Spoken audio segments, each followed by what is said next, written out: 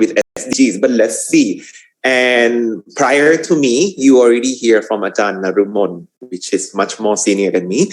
And you also hear from Ajahn Chaya as well. He's my colleague and we are actually friends, but he has much more experience than me as well. So let's see how I'm going to match with this too.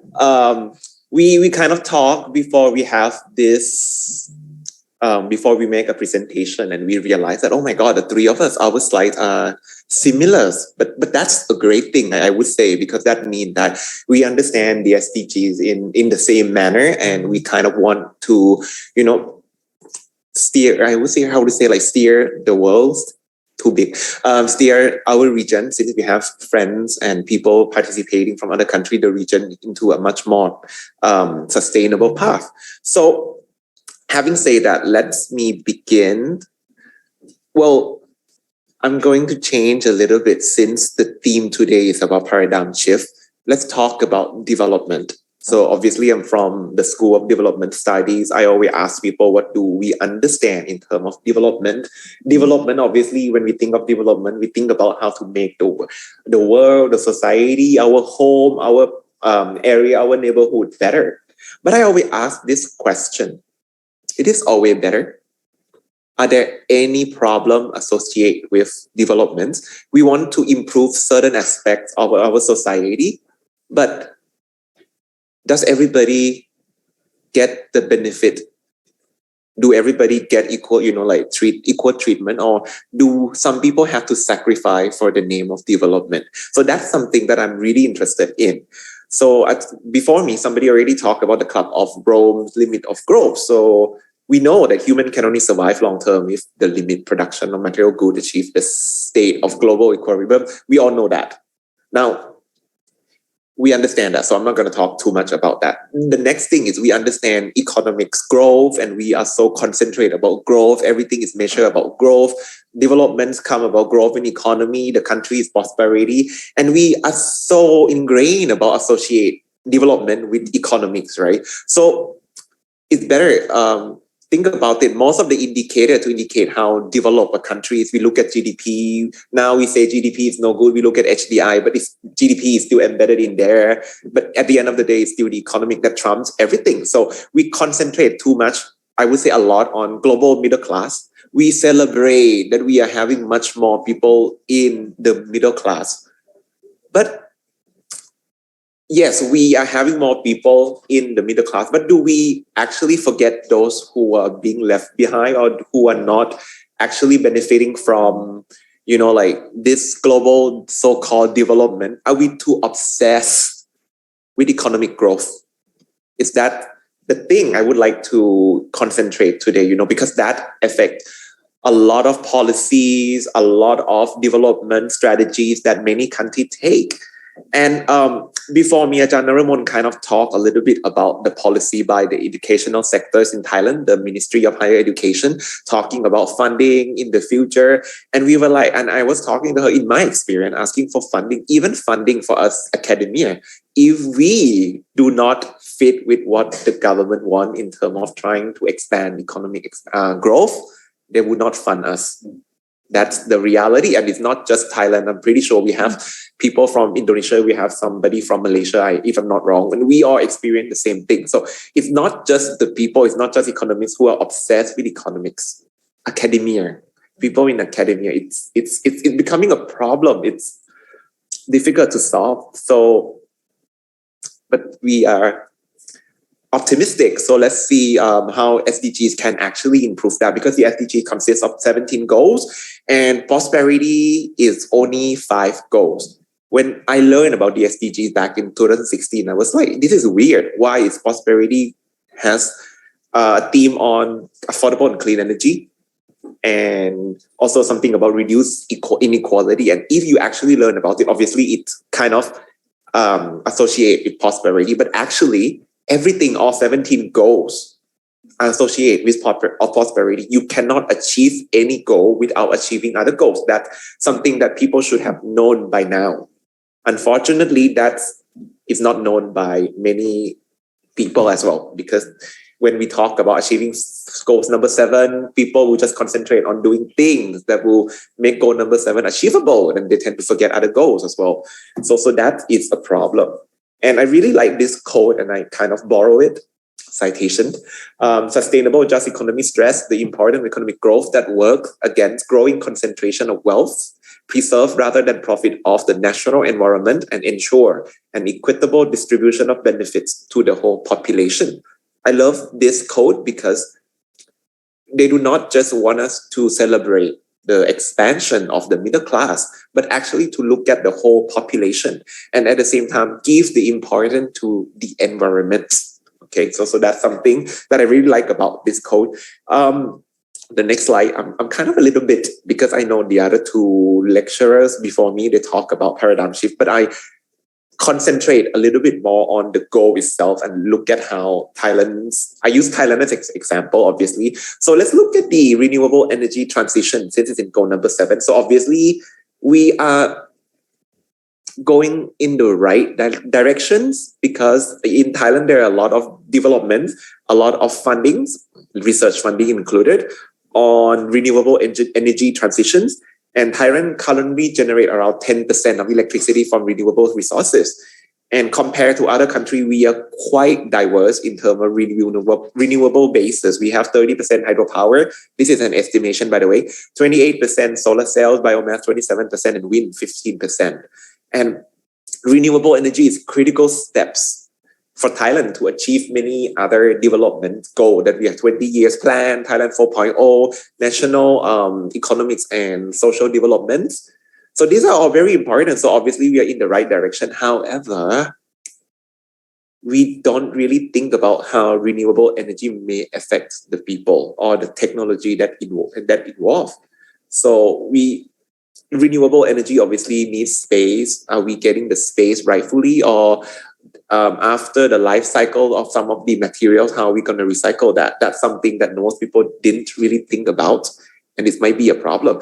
And I'm not very sure about the policy at the moment, but there are also some policy that discourage a lot of entities, a lot of organizations to actually adopt renewable energy transitions. There was drama back when a lot of places wanted to implement solar cells, and then the government say it's illegal because, you generate your own electricity, it's against the law or whatever. I'm not sure whether that has already changed, but that also discouraged renewable energy. People are trying to do that, but at the same time, the policy is not keeping up. That's sad, but that's the reality. Decent work. Most people already talk about that. Obviously, GDP is growing. Proportion of informal employment in total employment by sector and sex, getting better. More can be done. We have lower proportion of youth not in employment, education, and training, but fundamental labor rights still have to be improved.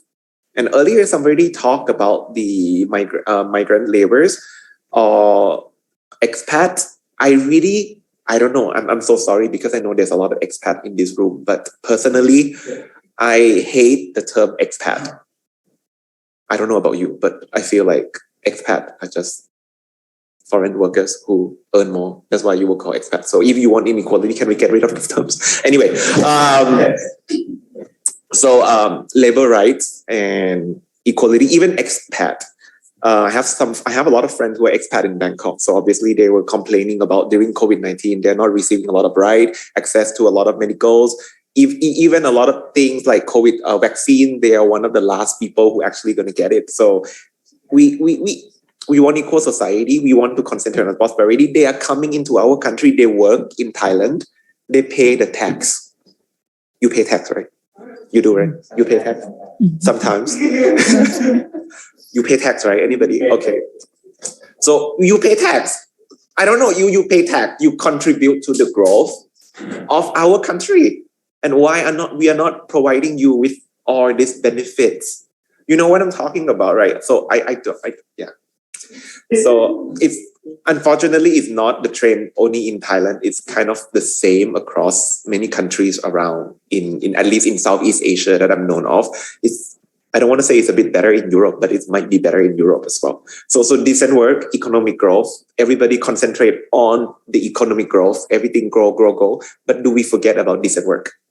So that's the thing I want to talk about. Next, industry, innovation, infrastructures.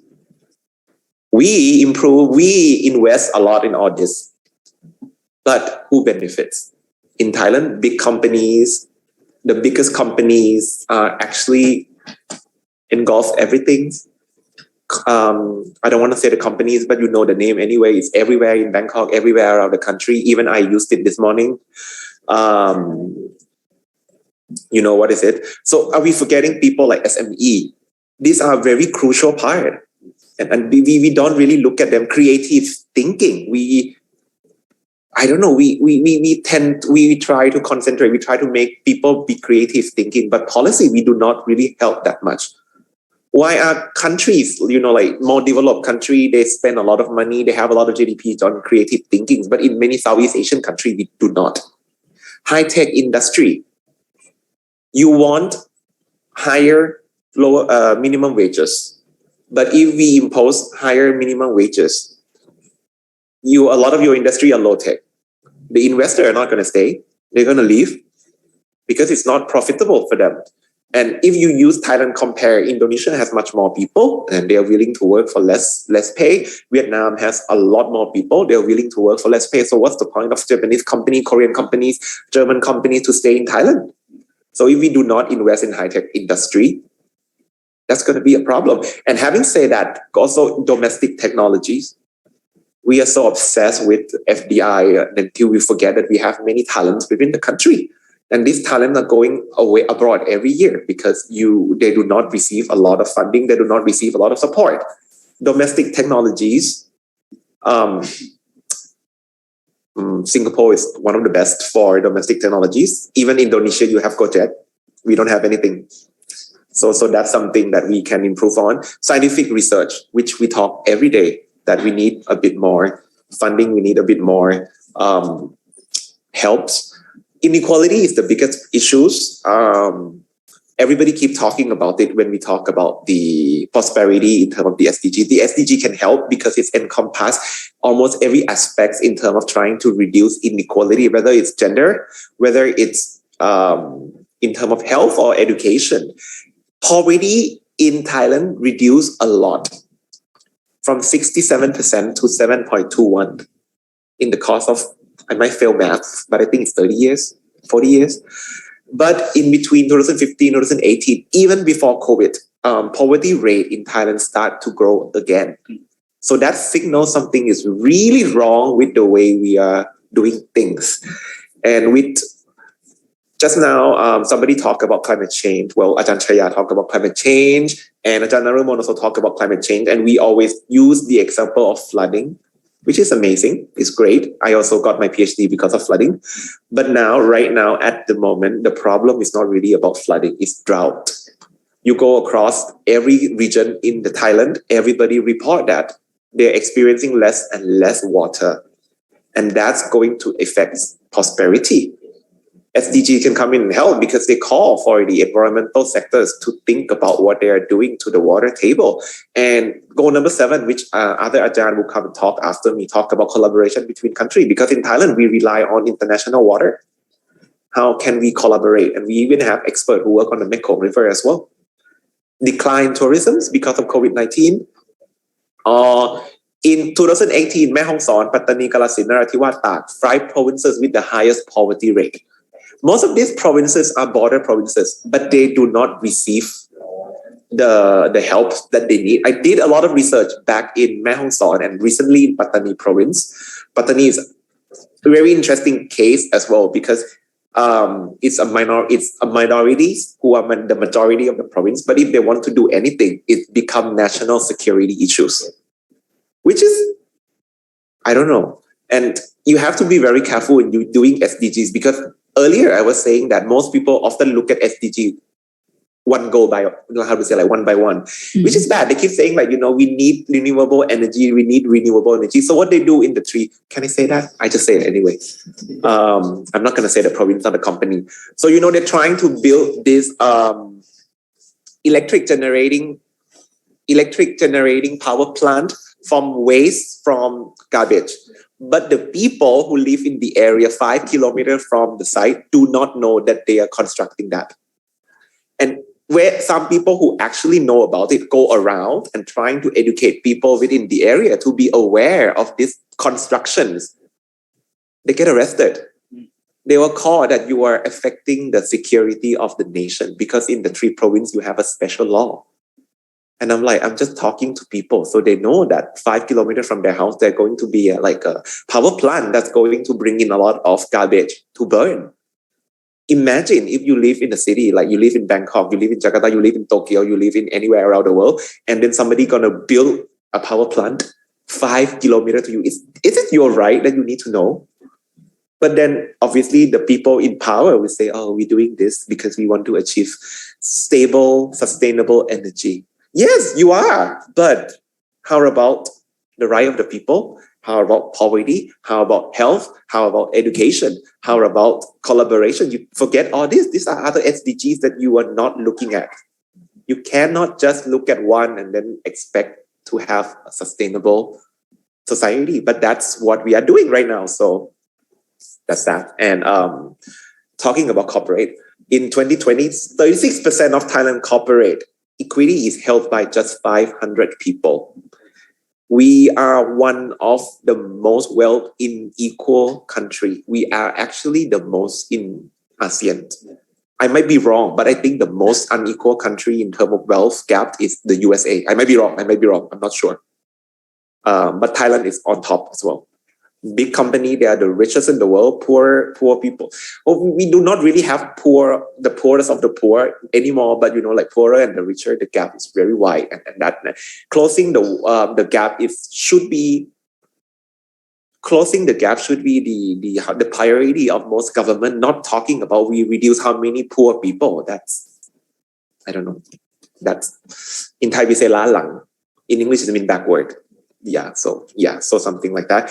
COVID-19 actually making income gap and creating even more inequality. And most people just talk about GDP as a whole.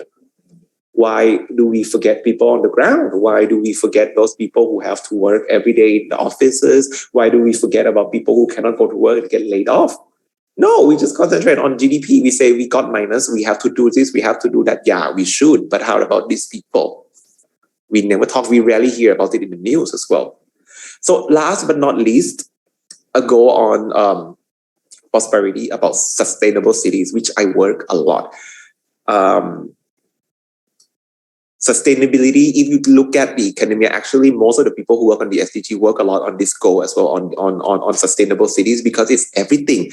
Housing and transportation, PM 2.5, disaster in cities, and transportation by itself, we can talk a lot. I can stay here all day talking about goal number 11, but I'm not going to do that. But just imagine you want to solve a lot of problems in big cities like Bangkok. You want to have a better prosperity, but the traffic is horrible. How much money you actually waste getting stuck in the traffic every day.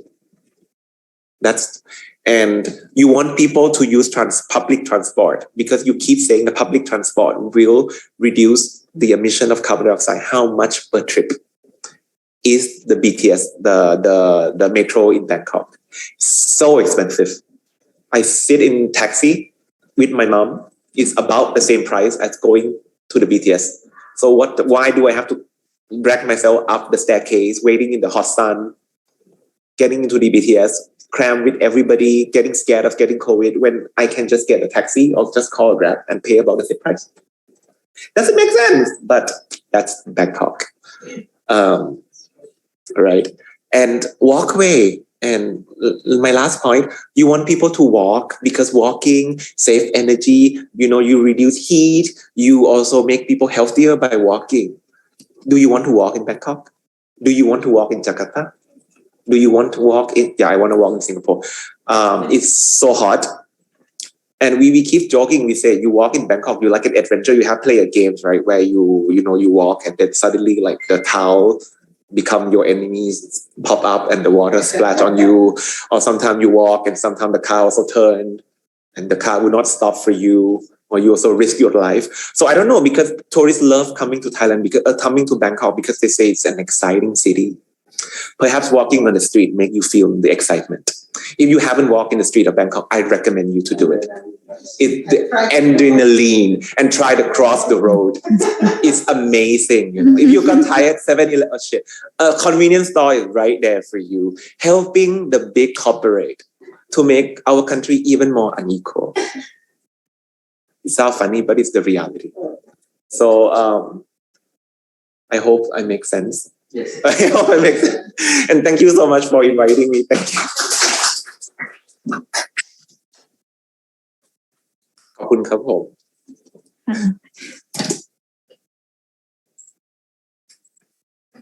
Thank you so much ค่ะอาจารย์ณัฐวิคมนะคะ is very interesting and thank you so much ค่ะ for come up on the stage and talk about the how the SDG contribute to achieve prosperity for all. And I quite like the sentence that you say. Let me borrow it. He said that one SDG cannot, like, you cannot achieve to have the sustainability development. Just only look at one SDG, but you have to look at many different SDG, and you have to do is like the holistic development in order to achieve that. It's quite interesting. And Ajahn begin with the problem of development. He mentioned that the limit to go in both the income, because of we ignore about the equality and also the distribution of environment and also income. And somehow we too obsessed with economic growth, and that make us like, because we focus on that too much. And somehow we forget about like the SME or creative thinking, or if we want to use high technology in industry and also the domestic technology, there's not enough support, but we really want to have economic growth. And also scientific research is not enough fund for it. But we still wanted economic growth, but we forget this kind of factor. And also, and the last point that he mentioned is about the sustainable city. And it's quite interesting that he used the example that I also, because I think this is my third time in Bangkok. And yesterday in the evening, I had to cross the road, and it's so much different comparing to Chiang Rai. People was like, I felt like people drive on the street and very aggressive. Maybe because it's very late in the evening and everybody wanted to go home. They drive pretty fast. And even I got the green light for walk across the road, but nobody stopped for me.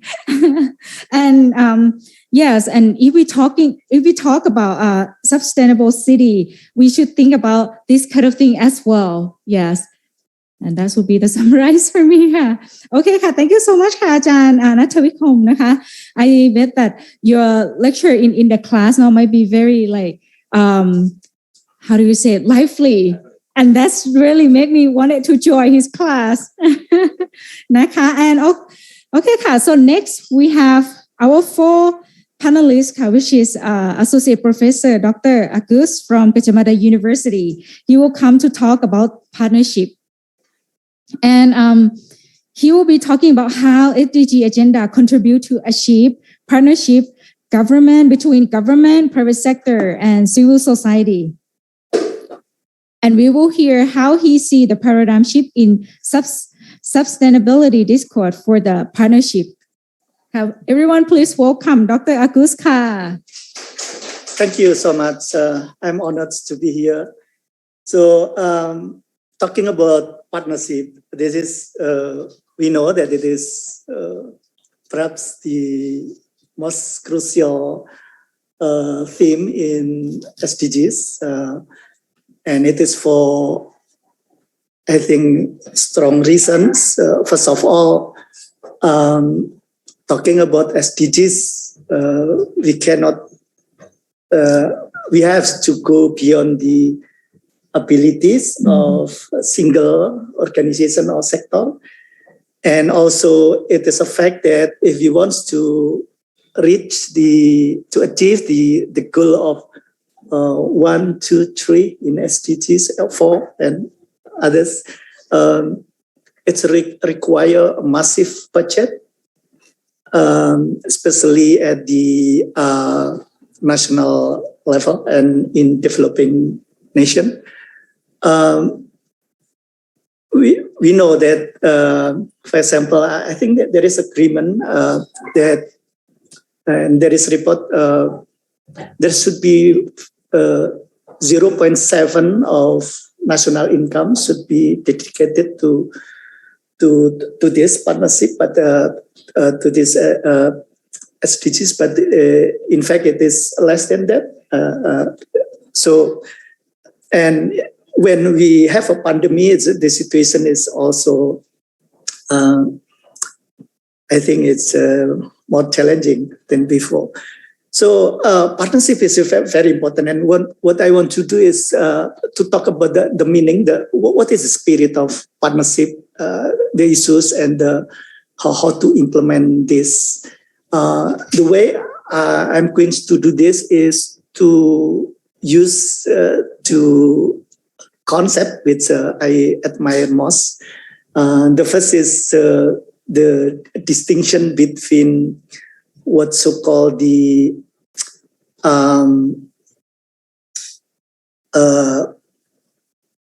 I will mention partnership based on as a contract. This is it's called the transactional partnership, and the second is the transformational partnership.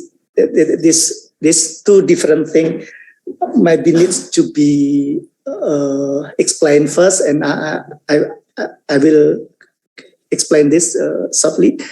But the other concept is a network. The idea of network in the part of the partnership, because critics says that what is missing so far in the many discussion of partnership is the question of relation of power, the power relation. How to understand this, we need to know how the idea of network operate in the idea of this.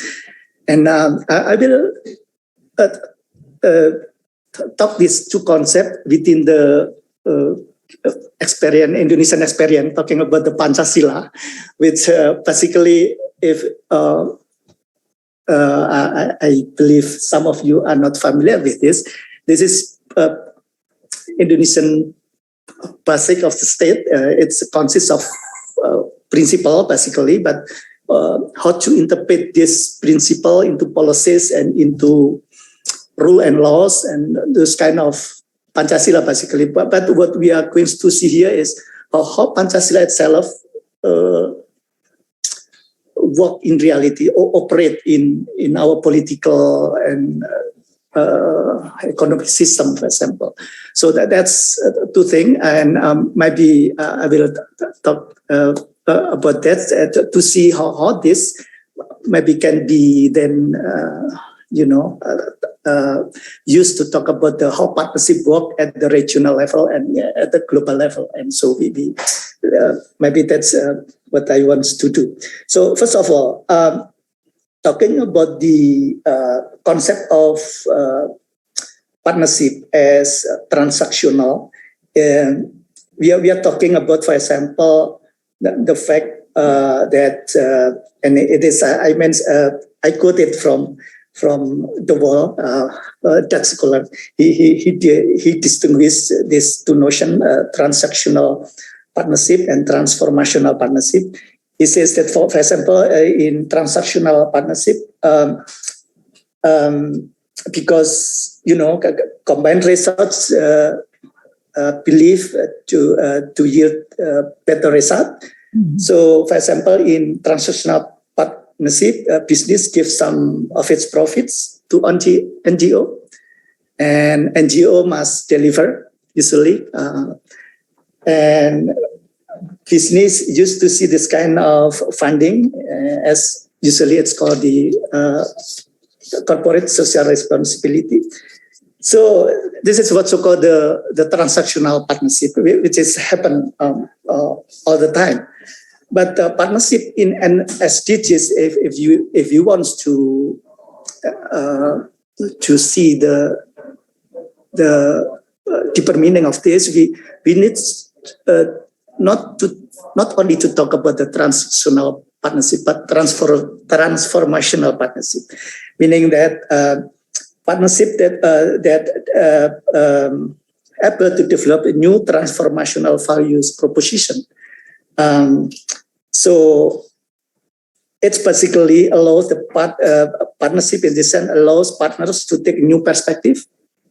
And there are, of course, some in management, and I think our fellow friend earlier talked about this, how, for example, the government see the relations to the people or civil society, or if you are manager, then how you treat your employer, or if you are the donor, how you behave to your each other, for example.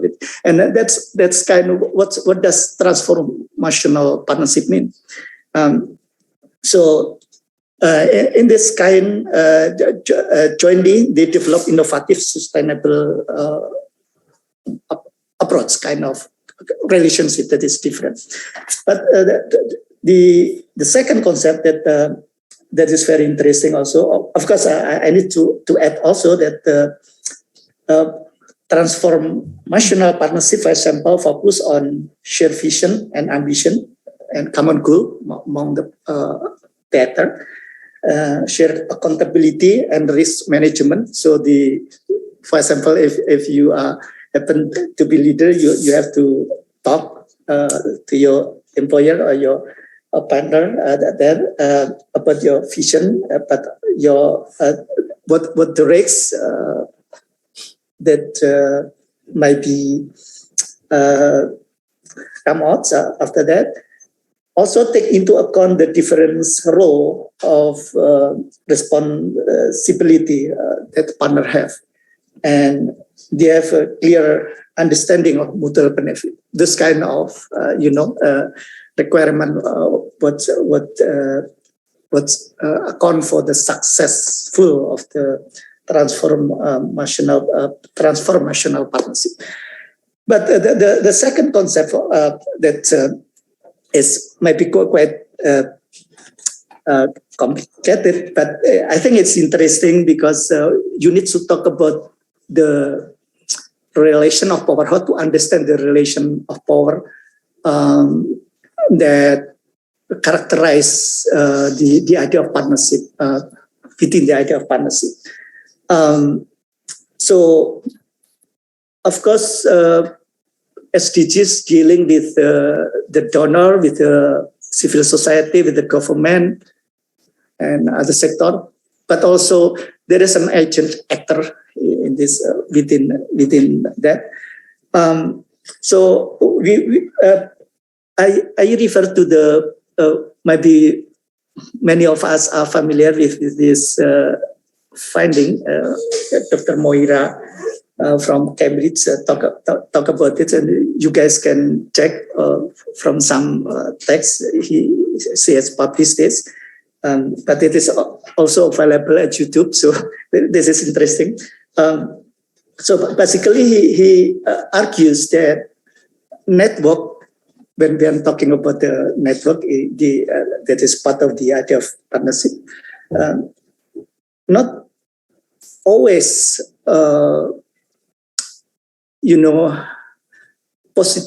positively affect to the kind of positive partnership. Sometimes what's so-called the network might amplify rather than moderate existing hierarchies of power.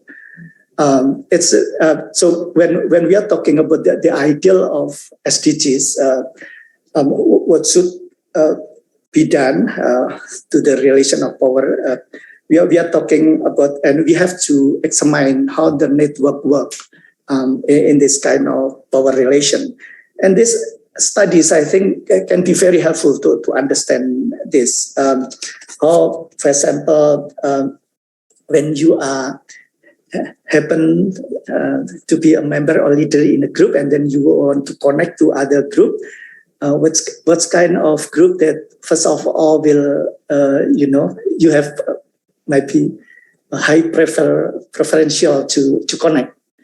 Mostly it is a group that are similar to you, but another characteristic also is that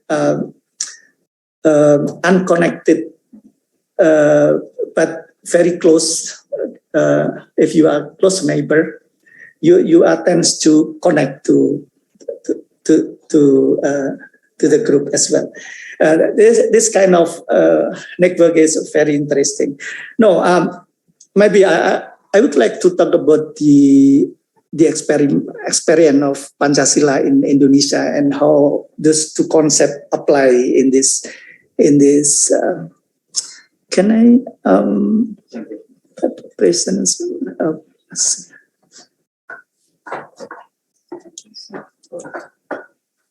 So, yes,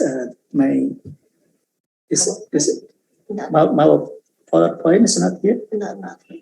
Oh, all right. So, well, can I use my laptop? Oh, all right. Maybe it can help. I'm sorry. Dr. Nichan is already here.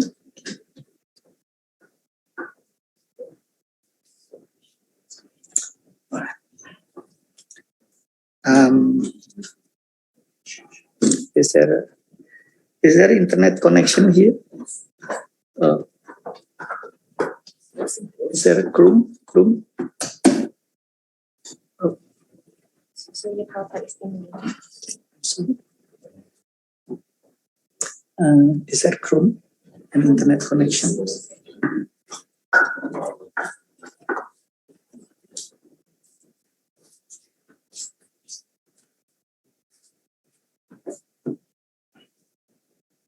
Yes, it's fine. And maybe I can use WhatsApp.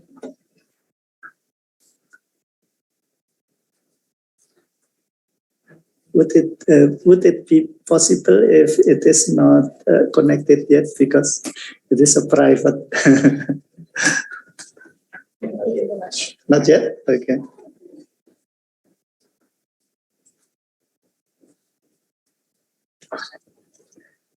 Hopefully it's not published because it's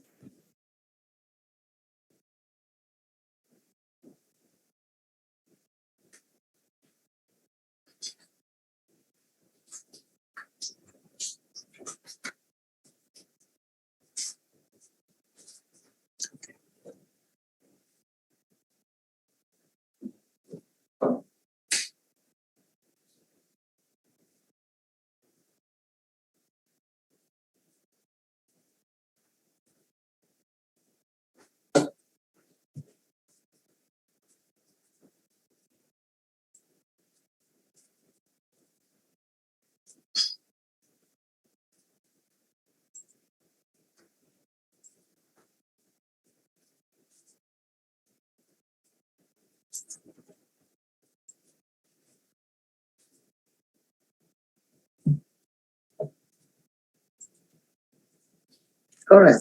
Here we go. Maybe you can share on the Yeah. as well. Okay.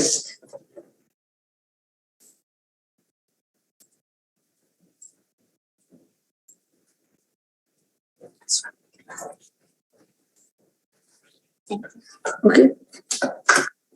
Thank you so much. So, I'm sorry.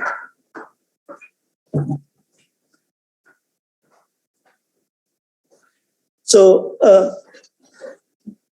in the case of Indonesia, and I think we need to talk about this to understand how the concept of the transformational partnership and the network may be used to read this kind of this, and then how maybe it's relevant to look at the working of partnership at the regional and global level. But of course, the idea of state sovereignty is different in international relation.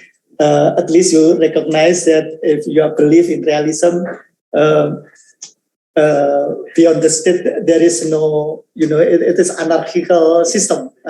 But like Thailand, like Indonesia, like Malaysia, we have national government, sovereign, under the sovereign government. And so basically, even in this nation state, we are dealing with the situation that if the idea of network and also the partnership can be used, may apply to this. I remember one of the comment of Indonesian high-ranking official when the SDGs was agreed in 2015. He says that, well, there is no problem at all with SDGs for us, because for Indonesian, if we take SDGs as if we buy one get two. What does this mean? Meaning that the spirit of SDGs is fully in line with the Indonesian Constitution and Indonesian basic of this state. So when you take SDGs, basically you also translate the purpose of nation state, Indonesian nation state, into account. And so, what does this mean? We are talking about, for example, the idea of network as the formal and informal network. Formal network meaning that usually we have structure of organization, and the Pancasila is a basic of the state applied to this. It is basically applied to the basic structure of society. How our society, Indonesian society, was developed, and we are talking about, for example, how government should respond to for example, those group. Later on, we are talking about civil society that are uncivil. We are referring again to the idea of Pancasila, for example, because the initial idea of Pancasila is how to manage the diversity, but we are remain in unity. That's after all the first thing. But again, we have to negotiate in terms of the values here, but also the idea of network, the difference between the notion of partnership can be different from actor to actor. And when you talk about civil society, so civil society basically is the concept that between the very small or it's called the families or the intimate relationship. It is regulated by the ethic of care or ethic of love. That's what unite father and mother, for example, and mother and children. So ethic of care. But your conception of good, what's the standard of goodness and rightness? First of all, grows within this very small family. And Pancasila also basically concerned with how to educate our family, our people, to have a good character. What is good character? Of course, different from one family to another. If you happens to grow up in Muslim family, maybe you are, familiar with Islamic doctrine. But if you happen to live in Hindu's family or whatever, then you have different conception of good, right? But that doesn't matter. What is problem here is that sociologically there is sometimes strong family. You grew up in very robust, for example, environment. Your parents economically strong, and you have strong bond, care with your children. You grew up in very confident manner, and but not all of kids are lucky to have such kind of things. So, but and this kind of conciliation that happened in our society, right, in Thailand as well, in everywhere. What is interesting here, when you come out from this integrated organization, then you are part of what's so-called the collective identification. You are part of what's so-called the civil society. It can be religious, it can be secular, it can be based on profession, on hobbies, and unlimited. But when we are having what's so-called the authoritarian government, the idea of the partnership is that the state control of the civil society, the conception of good within the civil society. And Pancasila was interpreted by the government, and it is the only interpretation of the government under the new order Suharto at the time that was imposed to all of the society. The ratio, and we know from the history that when civil society is not robust, you are missing many different things, because why, and we are talking about the democratic standard, why it is important. The liberties and of civil society, because it is the locus of the experiment of living, when innovation, creativity come out, when it is free. That's why civil society should be free, meaning that innovation, because this kind of thing, and if we learn politics, it has been long discussed, even in 17th century, how to deal with the mischief of action by medicine, this kind of thing. So democracy, and we need to understand deeply about how the society works in this situation. But again, what accounts for example, economic disparity, inequality, the increasing of this, and we are talking about resources. That is in Indonesia, for example, despite the fact that we are embracing democratization in the last few years, our economic inequality is increasing, and this needs to be explanation to that. But at least at the very general level, the partnership, what we mean is sometimes the ideal and the reality is different. The gap exists there, but the principle remain. I mean,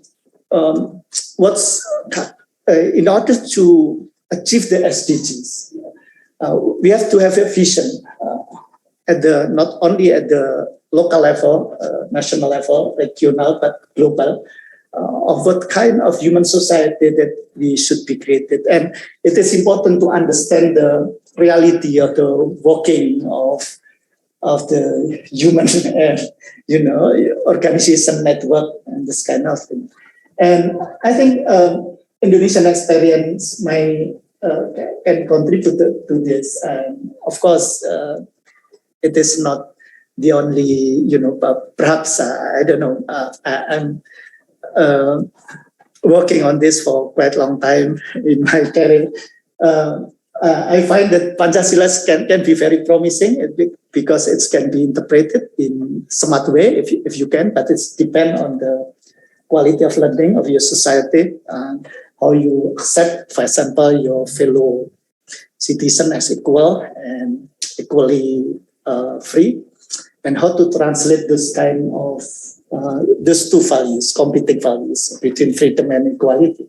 But yet again, it is important to see how network work, and in terms of the formal and informal network work. For example, according to the, this is perhaps interesting, the study of Professor Moria. Hang on.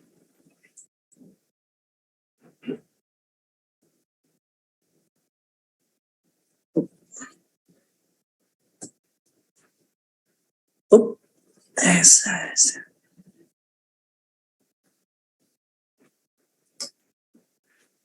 So basically, at the traditional partnership, we see this kind of relation, and I do suggest you guys read this text.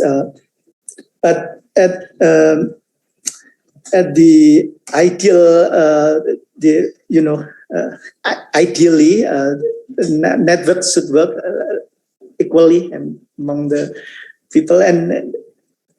But what happened in reality, for example, in terms of SDGs, so donor, recipients, multilateral agencies, civil society, private sector, research, and the political has different contribution to when it's come to the question of formal and informal network. So the analysis indicate this pattern, and I quote from here, the pattern of reciprocity in relationship between the network of privileged donor and multilateral agencies and the disadvantaged recipient and civil society. And this is what happened here. Who actually become privileged in this relationship. But we have to deconstruct this if SDGs wants to be successful through education, through other means, effort, I guess. That's the end of my presentation. Thank you. Thank you so much, Ka. Thank you, Ajahn Dr. Agus, for your presentation. It's quite interesting. No? He come with the theme of partnership, and he shared with us that in the beginning, he shared in his talk, he showed us that the meaning of partnership and also the implement of it. And he also introduced the concept of the first one is transactional partnership, and the second one is transformational partnership, and the last one is network in partnership. And for thinking about if we want to apply the SDG vision, and if we think about what kind of society we wish to have, I think it's important to apply this into our thinking, and also because we are part of family, and also family part of civil society, and as well as in the state, we are also part of the state as well. So when we think about the society that we wish to have, we will need to think about partnership and also the network. And these two is very important key to think of when we want to, I kind of rambling and go in like a circle. But yes, to conclude, if we want to achieve the sustainability development, we need to keep in mind about the partnership as well, because that's the key. No? Okay, yes. Thank you so much. I think there's the time limit, the limit of time, because it's already 11:40 already. So right now, I would like to invite our last speaker, Associate Professor Dr. Makio Oishi, to come and talk about the peace. He will be talking about how SDG agenda contribute to peace building. And he will show us how he sees the paradigm shift in sustainability discourse for peace. Please welcome Dr. Makio Oishi. Okay. Thank you, moderator, for earlier introducing me about my background. So, okay, and my presentation, the last one. So basically it's a relationship between peace and sustainable development. So this is basically the topic I will discuss. Let me see, where is it? Okay, so introduction. So I try to incorporate the perspective of peace in sustainable development. So the peace and the sustainable development. You already have the idea of what is sustainable development, I assume, of course. And there's a very famous statement that there can be no sustainable development without peace. There can be no sustainable development without peace, and other way around. No peace without sustainable development. This is part of the preamble of important document. This is transforming our world, the 2030 Agenda for Sustainable Development. This is the most basic document for the SDG, right? So this one UN General Assembly resolution. So that means that all countries who are the member of the United Nations agreed and this principle, right?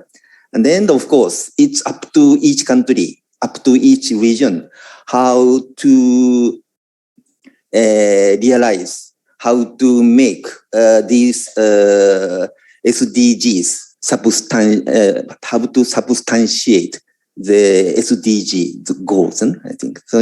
I think it depends on the region rather than just accepting someone's idea. Maybe some specialists come up with this idea, and then just we accept.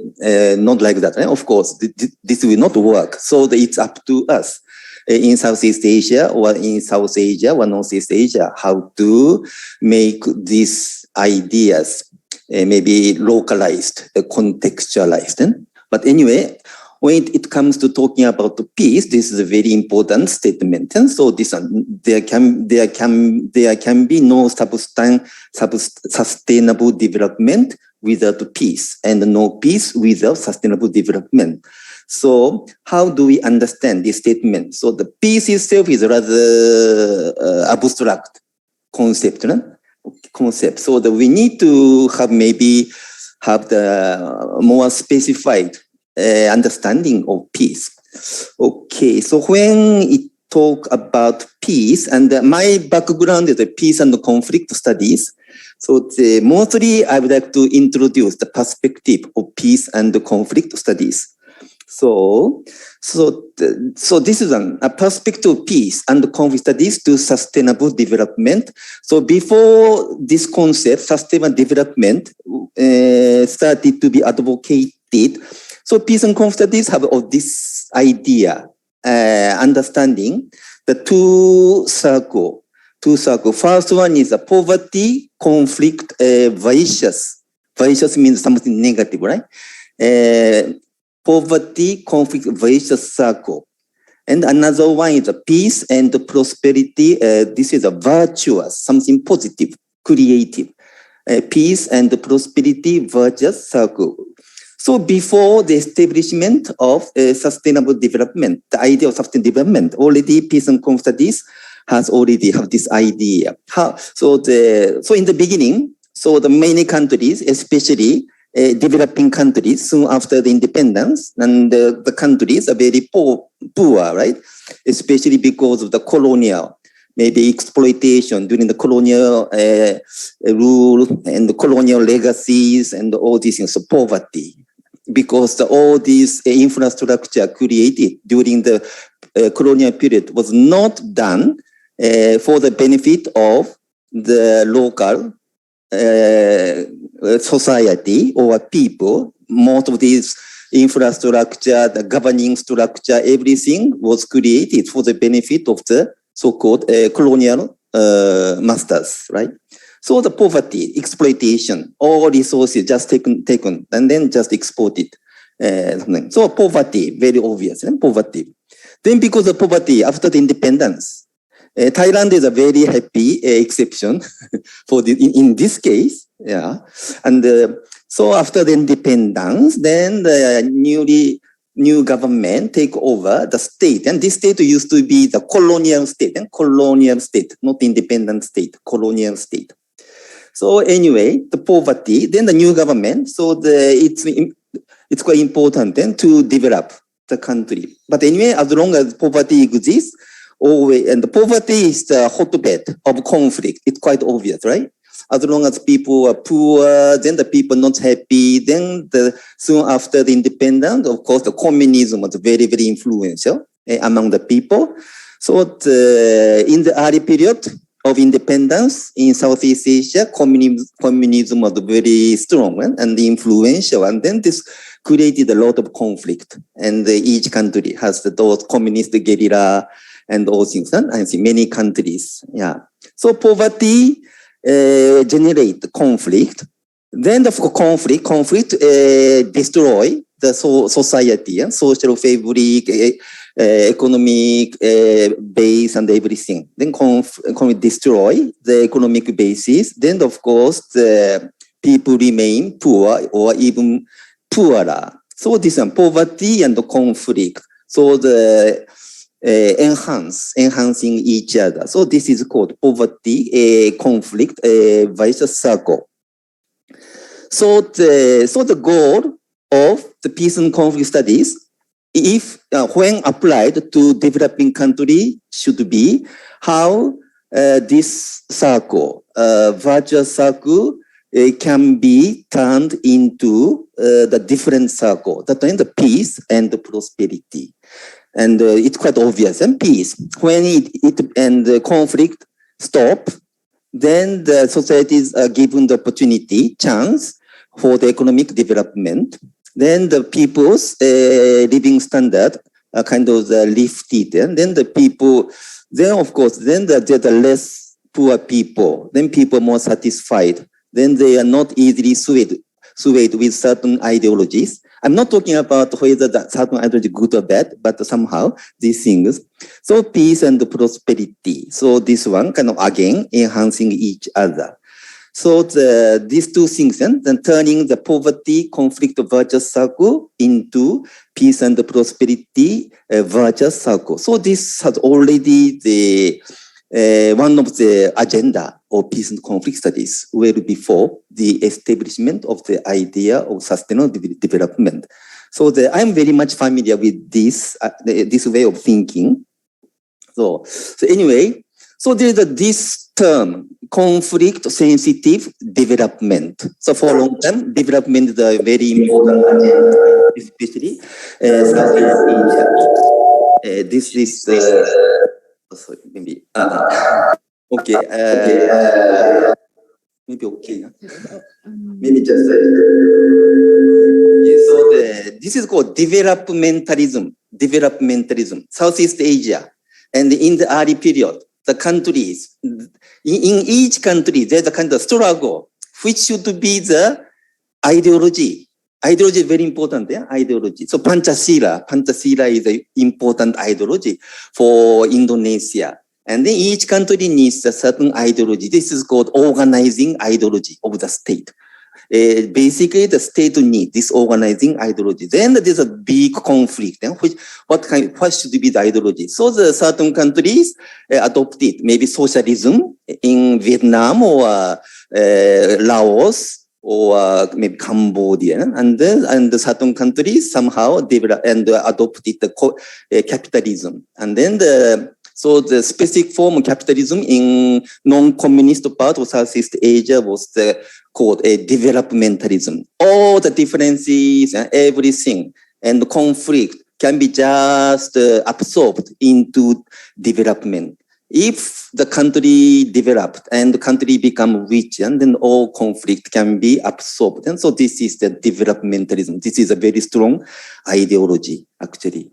So anyway, but of course, and just development and just the development and increasing the GDP is not enough. And other presenter already and discussed this issue. But anyway, conflict-sensitive development. So this has become very important. So development process should take into consider all kind of the conflict, all kinds, and the conflict arises because the development means the social change, and then the government become the agent of the development. So this one kind of the engineers very quick social change. Social change always give rise to conflict, because a certain group get the benefit, certain group are just left behind, and then there's a interest clash with each other. So the development process is very, very conflictual. And also, many of the developing countries are also suffering from conflict. Southeast Asia may be relatively okay, I think, compared with other regions like South Asia or Middle East or Africa, right? And many countries are in the middle of civil war and tribal wars and ethnic conflicts and separatism and the failed state and everything. So development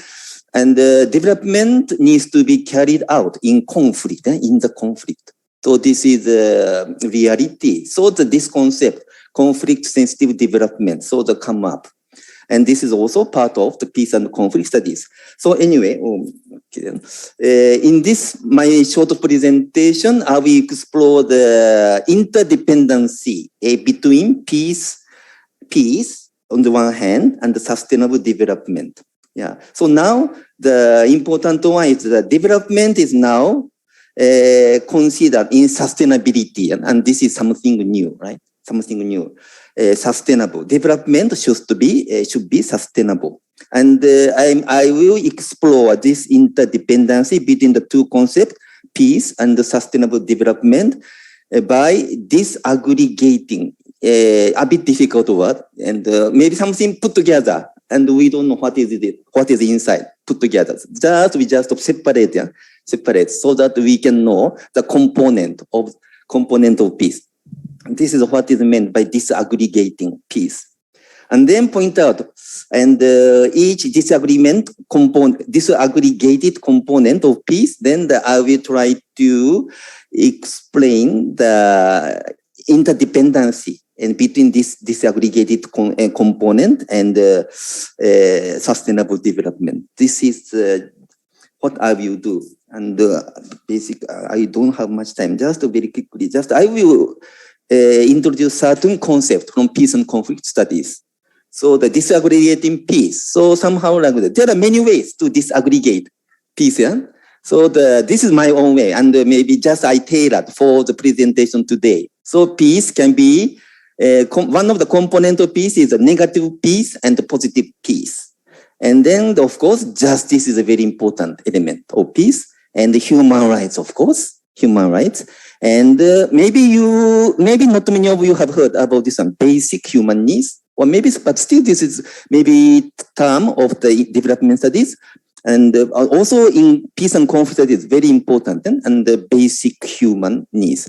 So I disaggregate peace into 4 components. There are also other way, but just for the purpose of this presentation. Then I will just do this one. Then I will look at the relationship between each of these components and the sustainable development. Mostly it's kind of theoretical approach. Just I will put certain examples. Okay. Then first one is negative peace, positive peace, and the sustainable development. So peace as a state. So this is one of the definition of the peace, and peace as a state, situation in which violence does not exist. Violence does not exist. Then the violence is very tricky concept, and violence. So there can be 3 types of violence. First one is direct violence. This is very clear, physical. Just people are fighting, riots are taking place, and a group of people are fighting with each other, right? This is direct violence. Of course, armed conflict and armed violence.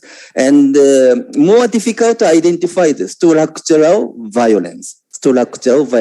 Apparently no violence taking place. But when we just look at, when we visit the certain area in the city, and the people are very poor, and people cannot get the clean water, and the newly born baby die within 1 year. This is infant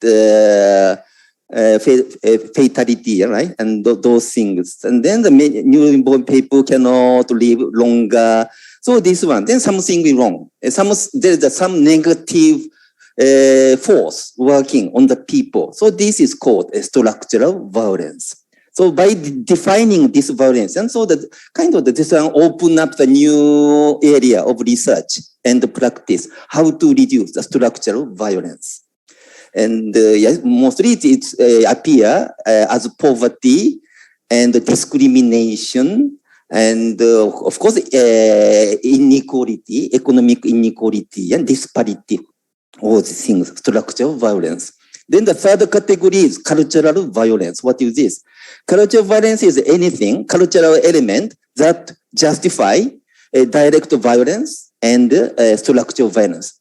Maybe religious teaching, maybe someone was born poor. This is because of the bad karma of someone's previous life. Then this one just somehow accept. People supposed to accept, and because bad karma. So just we are destined to be poor and suffering in this life. This is the one example of cultural violence, actually. But also a lot of things, and also something like for maybe women's case, maybe patriarchy, right? Patriarchy, domination by the fathers and the maid, and this also a lot of the justification, maybe relying on certain culture or religion, right? So these things, but these are all considered violence. The three different types of violence. So if we consider the peace as the non-existence of these violence, then there's a peace. So the negative peace means there's a lack of direct violence. This is negative peace. And but structural violence, if the structural violence is as well as direct violence is missing, then it's called positive violence. No direct violence, no structural violence. So that means a positive violence, a positive peace. Positive peace. Cultural violence is a bit tricky. It's quite difficult. So the cultural violence can be included, and can be still cultural violence may exist, maybe to a certain degree, but of course, but still maybe we may consider that there may be positive peace there. A bit tricky about this one. But anyway, between the negative peace and positive peace concept and the sustainable development, so this is a kind of the interdependent. Yeah, I think it's quite obvious, I think. And I mentioned the patriarchy. Yeah? Patriarchy, this is the violence. And then the patriarchy, then this is cultural violence, review the violence. Then this violence needs to be removed. Right? Then this one definitely contribute to sustainable development, right? And then the sustainable development, of course, and enrich the idea of the negative peace and the positive peace, yeah? Because sustainable development goals and a lot of goals, yeah? And all these goals can be included, I think, in the either negative peace or positive peace. Okay, I will just go very quickly. Then justice. Then relationship between justice and sustainable development. So there's a classical definition of justice. This one, giving everyone his or her due. So each of us should get maybe we deserve, right? Maybe it may be because of maybe our own hard work or something, some maybe achievement or whatever. So giving everyone his or her due. So this is, I think, classical definition. I think this is also endorsed by religion, I think, by Christianity, yes, and also Islam also, as far as I know. This is the classical definition of justice. So basically, as long as all people accept this definition, then we can say there's justice exists. But of course, we need to consider about certain kind of brainwashing, right? And like the karma and the poverty, yeah? And maybe the Buddhist, some Buddhist teaching may just brainwash us. But anyway, as long as people accept such a situation in the relationship among the people, yeah? And also people are getting some reward or whatever, good treatment of something, then we can say there's a justice. Yeah? Then there are two types of justice according to peace and conflict studies. So first one is retributive justice. What is this? Retributive, making maybe some atrocities take place, cruel deeds take place. Then making the perpetrators accountable for their atrocities. So there may be punishment or putting them into jail. And this is retributive justice. and or maybe the eye for eye or tooth for tooth, and these things all precept. And another one is the restorative justice. This is the one. The justice is lost by certain act. Justice is lost. Then the damage is inflicted. Then this damage needs to be restored. No, rather than just punishing, someone is responsible. So this is called healing justice. So healing, of course, include the victims, but it can even include perpetrators, because perpetrators may be victims also of certain things, maybe discrimination, whatever. So this is a healing justice. So restorative justice. So if we consider justice from in these two types justice, then of course the relationship between justice and sustainable development. So we can consider a lot of things the relationship between the two. And another thing, many justices. Earlier, Dr. Agus say civil society, and civil society they are following the different concept, right? And then we can say that maybe different justices exist. Then the justice may be incompatible, and this is civil society, right? So then again, because justice maybe can be defined differently, depending how we understand the situation. This is called truth of the situation. Then how we interpret the situation, and including conflict. What is the truth of the conflict? And the different people interpret the truth of conflict differently. For some people, this is a liberation struggle. For some people, this is a terrorism. Maybe you know what I mean, right? So in this case, the two truths conflict each other. And then based on the two different truths, then two different justices. And this also incompatible. So the peace and conflict studies also make it very important to how to handle this incompatibility in justice. So also this one again open up the possibility of practice and research. I will not go into detail of this one, but these things, maybe not much time. Okay, then human rights. I think quite obvious, human rights. Of course, you know, civil and political rights, and economic and social and cultural rights, and the civil and political rights, basically the freedom, right? Freedom and privacy, and a lot of freedoms, all these things, freedom. And basically the Western society emphasizes this type of human rights, right? And then economic and social and cultural rights. This one is the rights to adequate food and adequate housing and education, health, social security, cultural life, water, sanitation, and also work, employment. And these are considered economic, social, and cultural rights.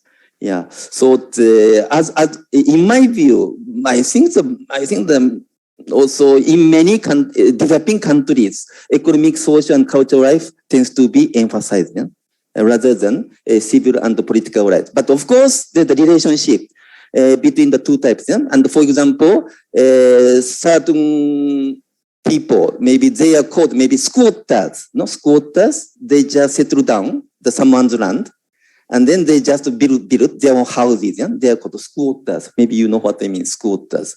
Maybe slum people, slum residents, and they don't have the right to their own land, maybe then. But somehow no choice, because no one provide them the proper housing, right?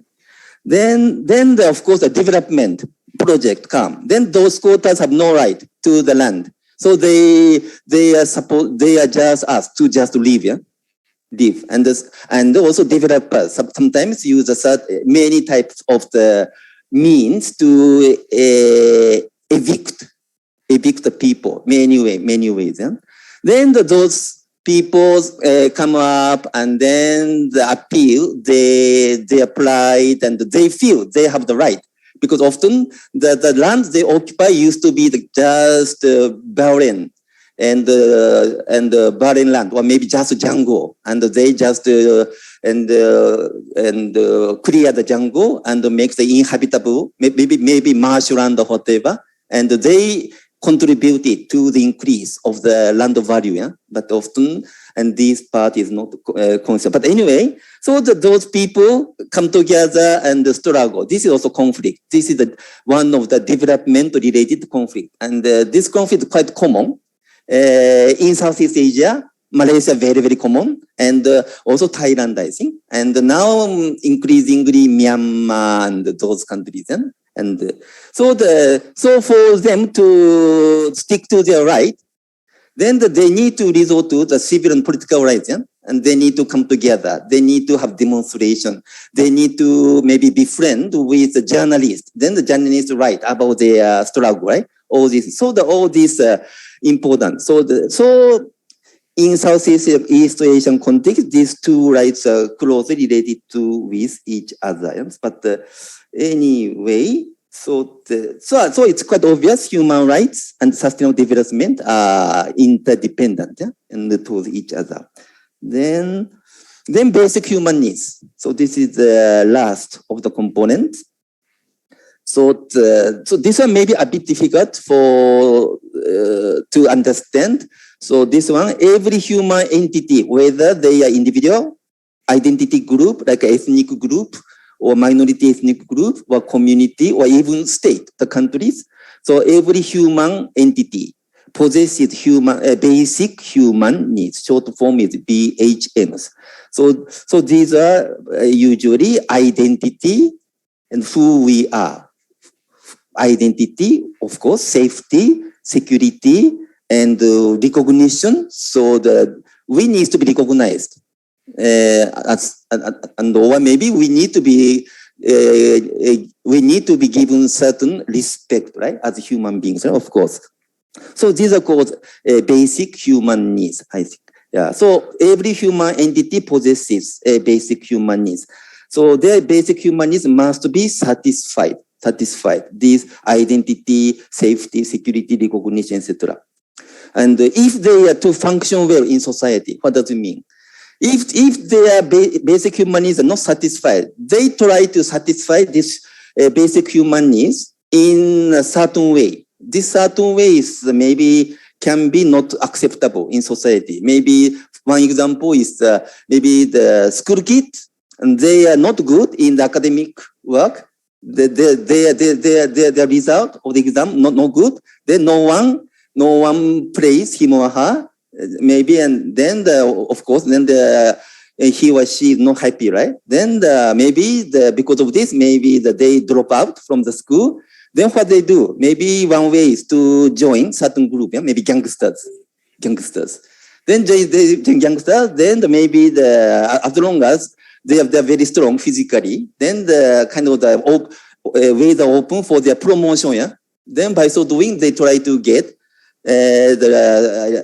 respect and recognition, whatever. So this case shows that the human being needs basic human needs of each of us needs to be satisfied in a proper way, in a socially acceptable way. Otherwise, they try to satisfy the basic human needs in a kind of dubious way, and non-acceptable way. So this is quite important, this concept.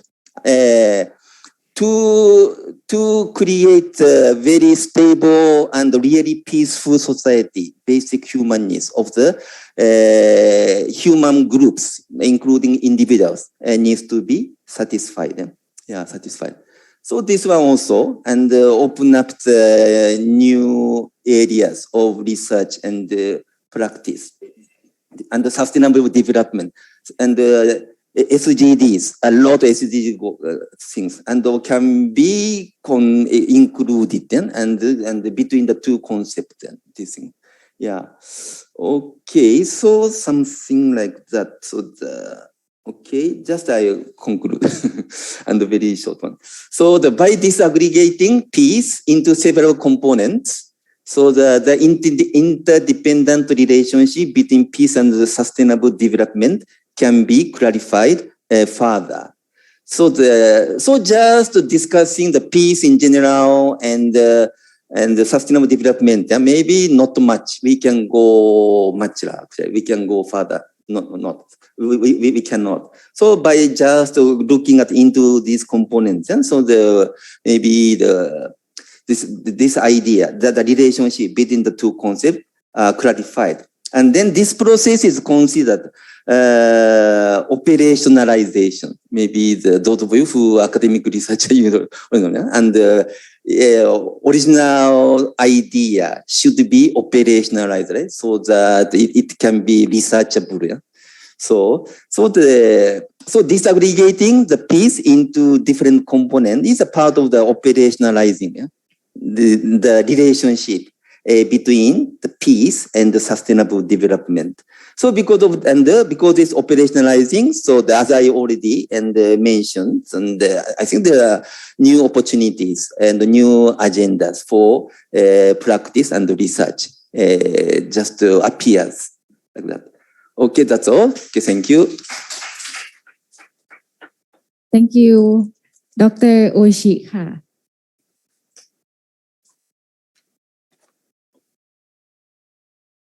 I'm trying to switch to, okay. So I hope that the participants get to learn about the relationship between peace and sustainable development.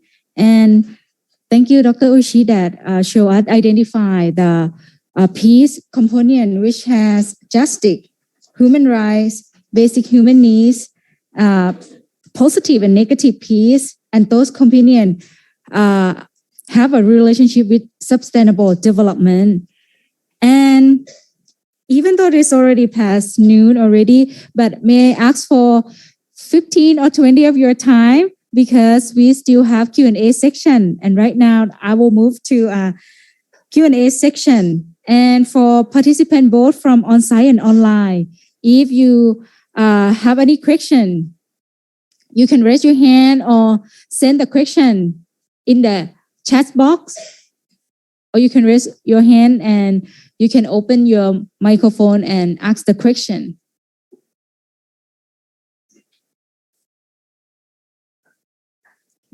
Maybe we adjust a little bit, yes. Here we have 5 of our panelists together here.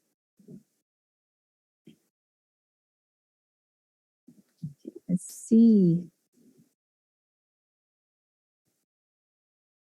Any question from on-site or online? I hope that today we get to learn a lot about how the SDG affect on either livelihood or the policy of the government, and also the how to achieve the prosperity for life, and also achieve partnership, and as well as how the SDG contribute to peace building. I know everyone, because it's already lunchtime, you may be really hungry, but we still have time, maybe 10 more minutes for Q&A section.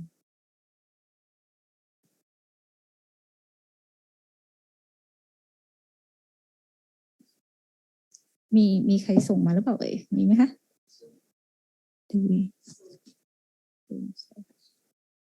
Section on Zoom เหรอคะ No มีอากาศหนิงนะคะ to help with this เนาะไม่มีใช่ไหมคะ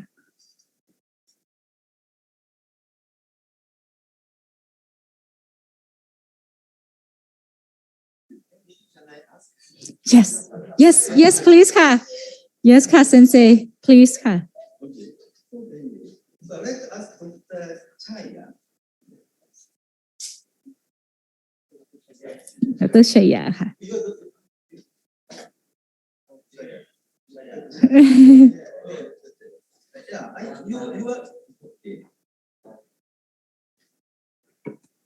your presentation, very interesting. So this one is about the planet, right? Planet. And so you, toward the end of your presentation, you mentioned about the indirect ways of solving problems. So this one, I think you are opening up the new paradigm, right? And rather than maybe starting with maybe general idea, big policy and something, then almost like a top down, right?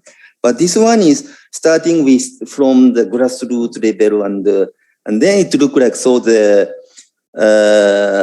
practice, and each of us engage in certain small practices, right? And then this accumulation maybe will contribute, I think, for the GDP, right? And this idea, I like this idea very much. So I think this one is how do I say? Maybe we can say this is the maybe Southeast Asian way of achieving SDG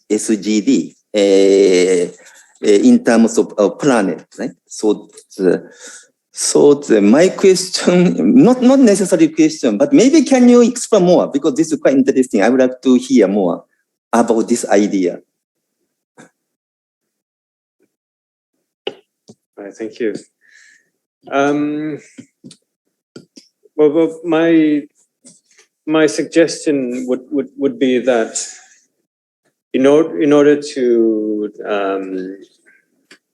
not to necessarily solve environmental problem, but to think about the ways of, a new way of governing the environment, then it would require to break things down into a smaller scale, right? As you said, we are going for a more bottom-up approach, right?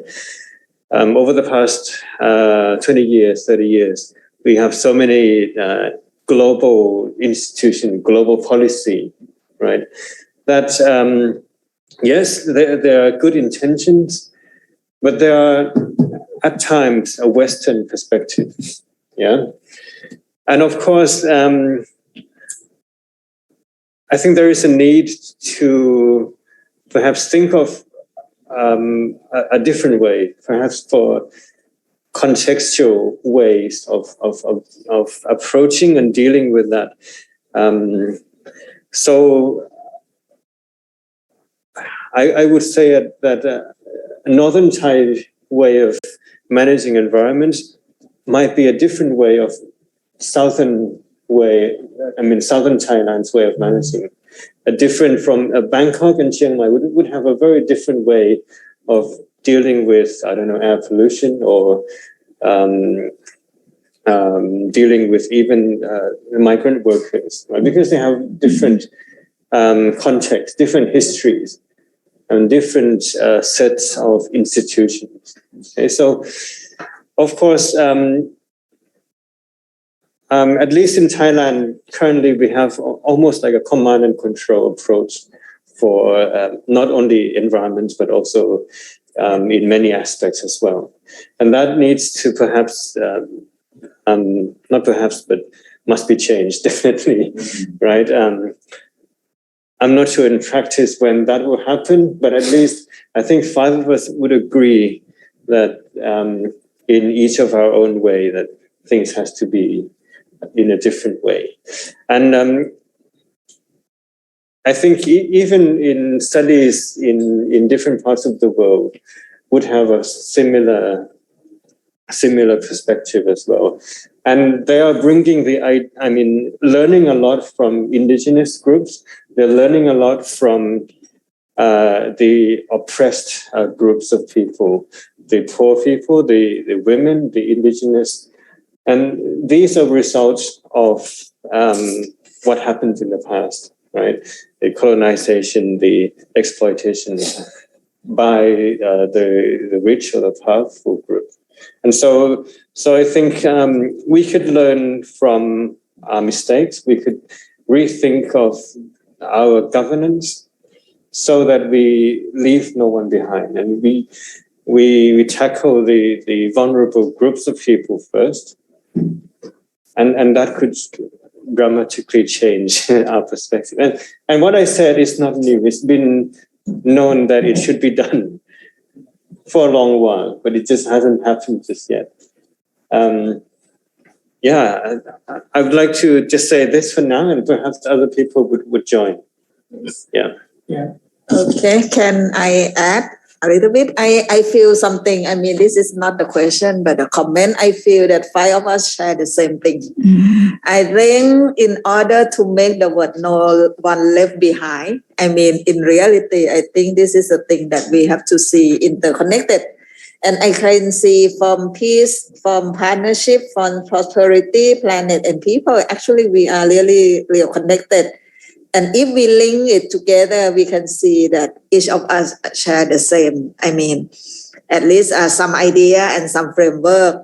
And one thing that we also learned that, I mean, I would like to support Ajahn Chaya idea that, I mean, is no single command can be perfect. And the COVID teach us that regardless how powerful you are not able to, I mean, survive or to solve the problem. And I think the word partnership in reality is supposed to be, I mean, equal in terms of equal of power and also equal of choice and voice.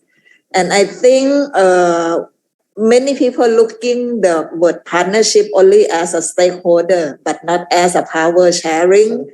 I mean, our prosperity also trickle down rather than sharing. And for peace, we look at peace rather than justice. And I think I got the word, very good word from one philosopher. He said that when we get violent, physical violence, the feeling of hurt is not the physics, it's the heart. It's the feeling that you hit at our heart. So justice might come before the feeling of peace. So I think this is that why I think five of us sharing the same meaning in when we talk about no one left behind.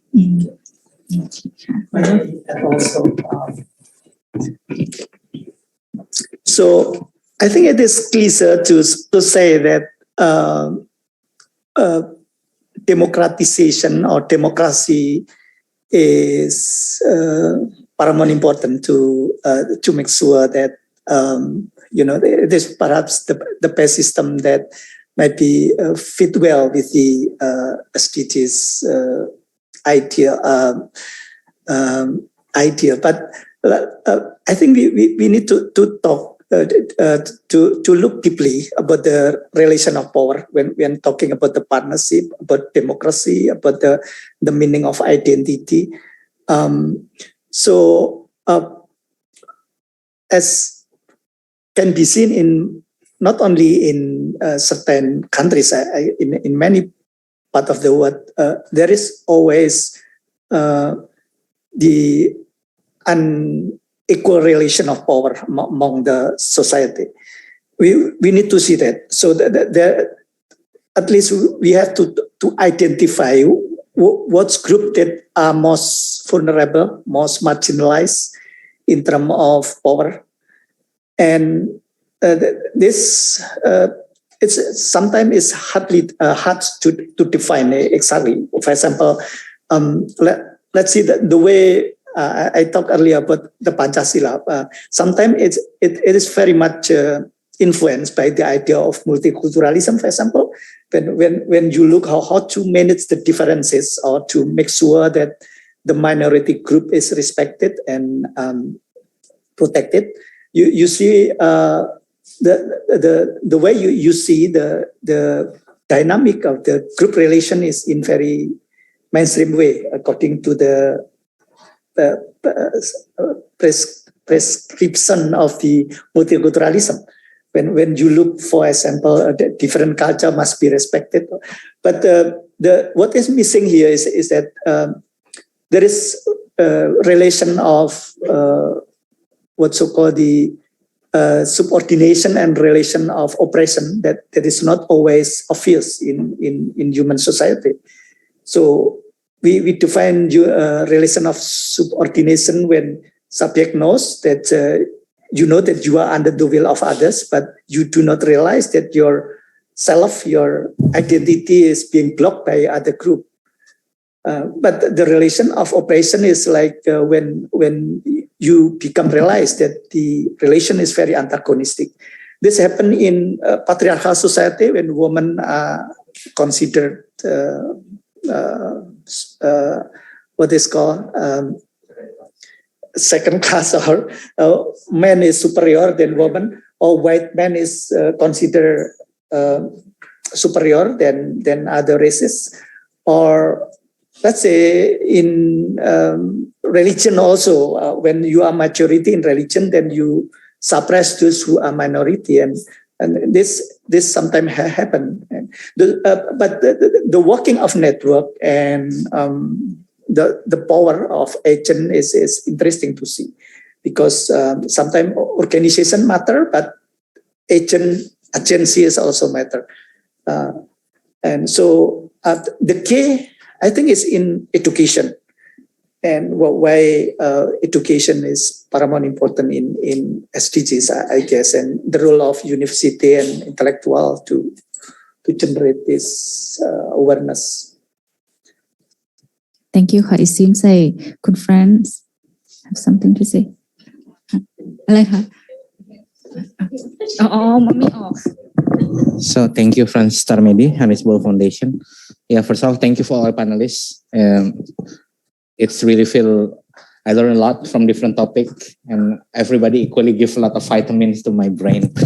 So maybe one short question to Dr. Agus. He mentioned very interesting keyword about transactional partnership and transformational. I observed that during the pandemic, I think the whole world, not only our regional, is moving toward more transactional partnership. You see how they fight over the vaccine, yeah, who's coming first. And my question is that, is this also related with ideology? Because you mentioned Pancasila, this is kind of our Indonesian ideology that also kind of middle way against the conservatism, yeah. So my question is that true that if we talk about transactional, then it's mostly conservatism idea, and when we talk about transformational, then we have to be progressive? This is my question. Thank you. Well, that's a very good question. But I don't think that's necessarily so. I mean, transactional can be part of the, if we look at the standard of fairness, when, for example, the idea that, okay,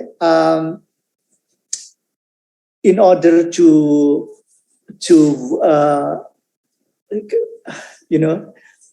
do this project, what kind of role that I should play, and as donor, what you have to do, but yes, in terms of the relation is different from the transformation.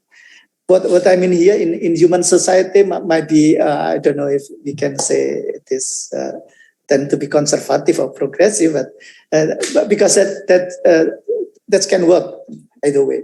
But in terms of SDGs framework, when we are talking about SDGs, I think the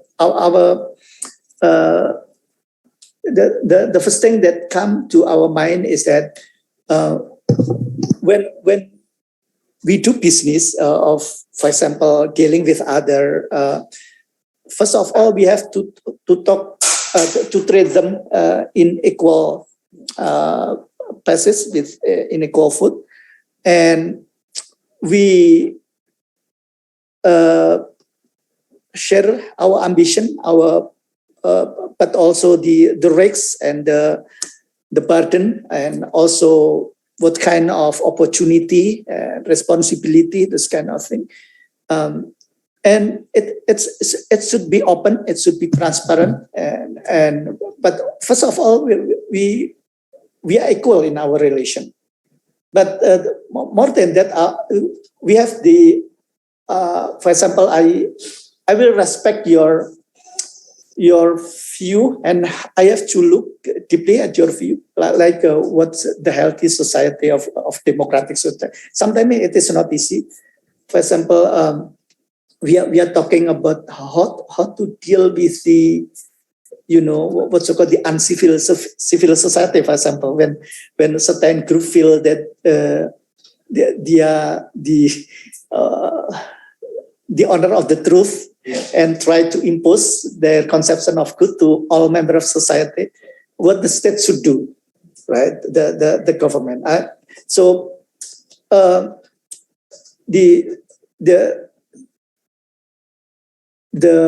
what's so called the formal network, what's so called the state organization, I see it is still necessary, perhaps.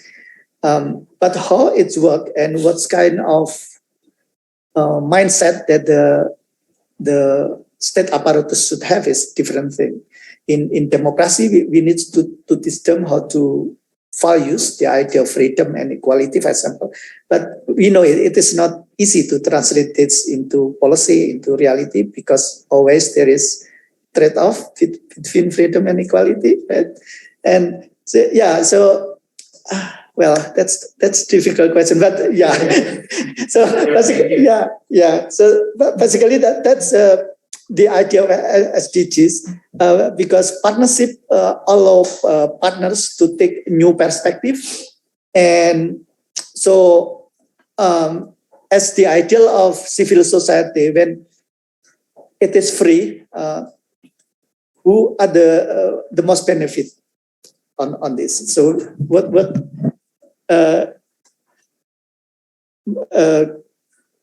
enable us to enjoy the beautiful music, can read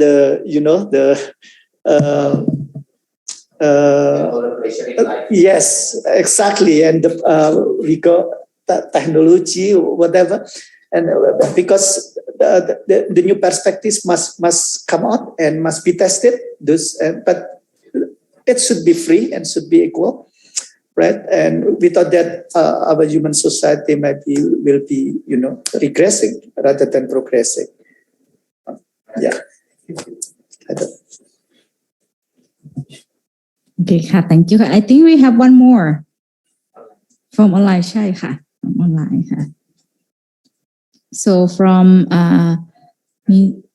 Hadil, can anyone help me how to pronounce the name?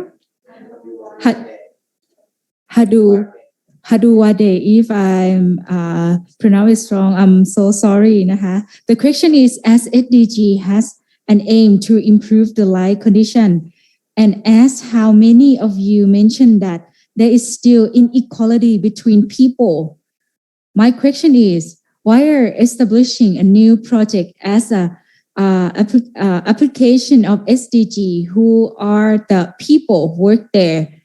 Who finished the construction part? Who are these people who benefit from such project as a workforce and wage?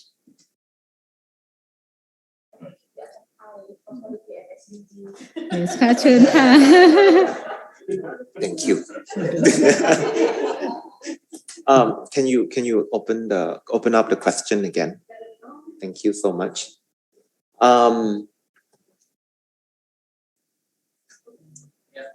Thank you. I don't know whether I get the question right, but my question is, while establishing a new project as an application of SDG, who are the people who work there? I believe correct me if I'm wrong, I believe you mean like who's supposed to be working in this project. So this is a very big question. But I would try to answer as general as possible and to make it simple. So basically, SDG is for everyone. So hopefully the projects that supposed to support to improve equality should come from any sectors, can be government, can be private, can be educational, can be CSO, and anybody. And it's very important, like that you work together and you kind of like listen to all the voices. It's not going to be easy because of the structure of the government that we are having around the world, as well as the neoliberal capitalist government or the economic system that we are experiencing at the moment. Who finished the construction part? That's a very philosophical question, which, to be honest, I don't really know how to answer that. It's the job that everybody has to do. SDG, in order to achieve that, you cannot just let anybody to finish it by him or herself. That's impossible, because obviously there can be biases, there can be some problem that can arise as well. So it's very important that you have to work together, or if you finish, you have to make sure that other people agree or something can be improved. So I don't know, you say finish. I would say that sustainable development is some business that it won't finish. When we try to improve certain problems, let's say equality, something else will appear. So, we're trying to make people more equal. I would say in the future, some other problem will arise, and then, people will be unequal, unequal again. So it's an unfinished business, and you have to keep on working on. And yes, you can talk, Adil. Yeah, I think that's better. Yeah. Actually, first of all, thank you very much for the very, very valuable information. My question is, as we are trying to sustain people at the first place, so while we are constructing, while we are building the specific planet or whatever we are doing, so who are the people who will be doing this job? Will they be getting financial profit? Will they be getting wages while they're working? And after finishing the construction, after having the project, who are the people who will get the job opportunity there? Yeah, you can help. Yeah. Okay, I jump in to help Ajahn Kai. I think the SDG itself is a kind of the global agenda. I think every country who joined the United Nations, which is 12 years ago, or no, 17 years ago, right, in 2015, agree with the global agenda. The point is that what will be the concrete indicator of each country? And each country may emphasize differently. And as Ajahn Kai already mentioned, that we put everything in the context of each country. And also in each country, you have the private enterprise, you also have the government and civil society. So some country may be saying that I will, and many people already criticize SDG, saying that whenever you jump, you say that you do. But who benefit from such thing? For instance, when Ajahn Chaya talking about the planet, some country even manage to buy or sell carbon credit and saying that we manage SDG. Or for Thailand, Thailand sometimes claim that we reduce the poverty in a sense that we above the poverty line. But the basics of poverty line in Thailand, the situation in Thailand, they may be different from Africa, but it's no what you call concrete, one indicator that can fit all. And this is that why I already mentioned in the beginning that it's nothing fit all. It should be in the country context. For instance, my university, Chulalongkorn, already forced everyone to write a research dealing with the SDG. And the thing that we success, which is not exactly success, already claimed with the university ranking, and we already smile and saying that it's not the core that we solve SDG, because the one that my university success is the one that related to partnership. So everyone already success in the partnership. But the partnership is no need to, use the huge of the budget. But definitely the issue of inequality, no one still achieve. So for answer you, who benefit? I think a certain government officer. Right now, we have to write the budget. We have to do research project. We have to link that how our project link to SDG, how our project can link to the National Development Strategy of 20 years something. And who will benefit? Maybe those who take the KPI of my university. But will we get the real benefits? Is come back to the question that development for whom. And I think this might be my answer to you, that SDG for whom, I think. You want to? Thank you very much. That's clear enough.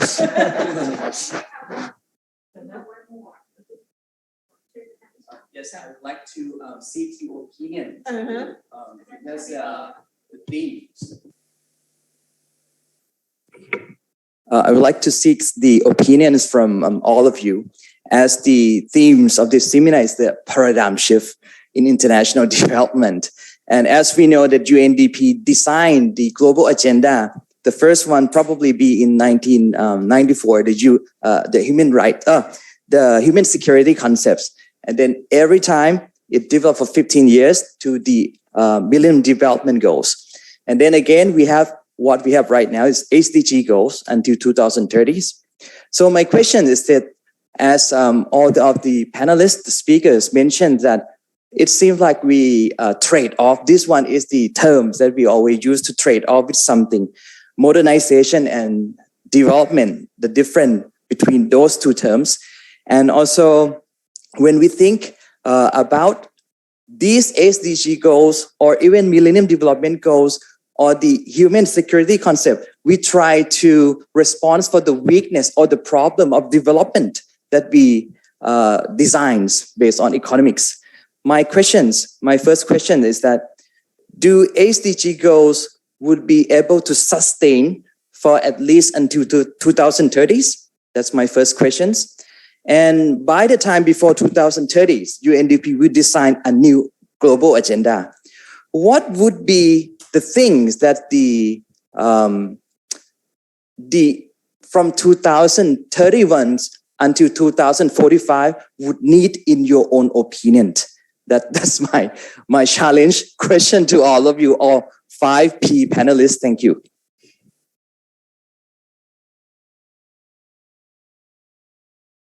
This question is getting more and more difficult. And in the exam, I would tell my student there is no correct answer. But Please. Yeah.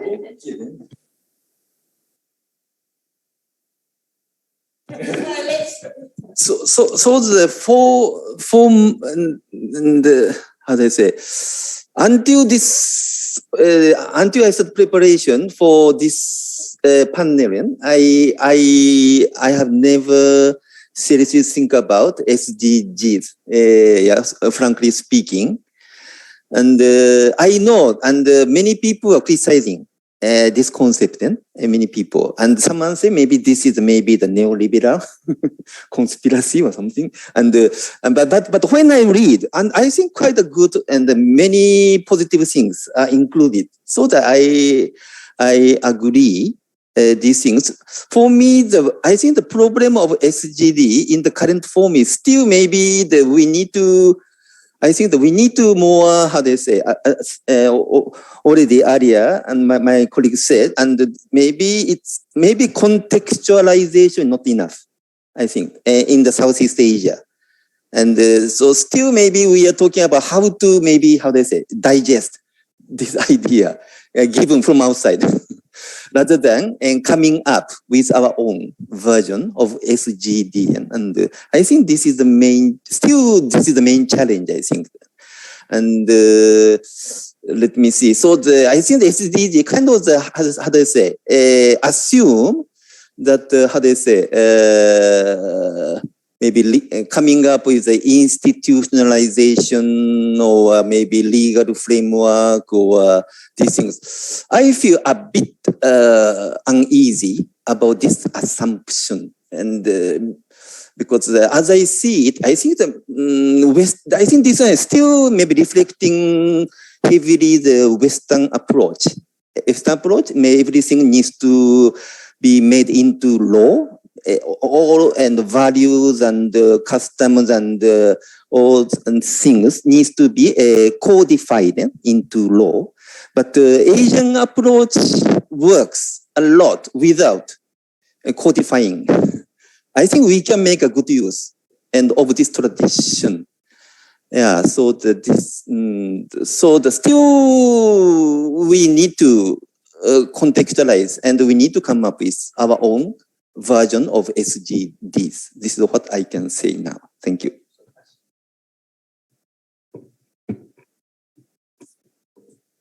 So there is no correct answer, right?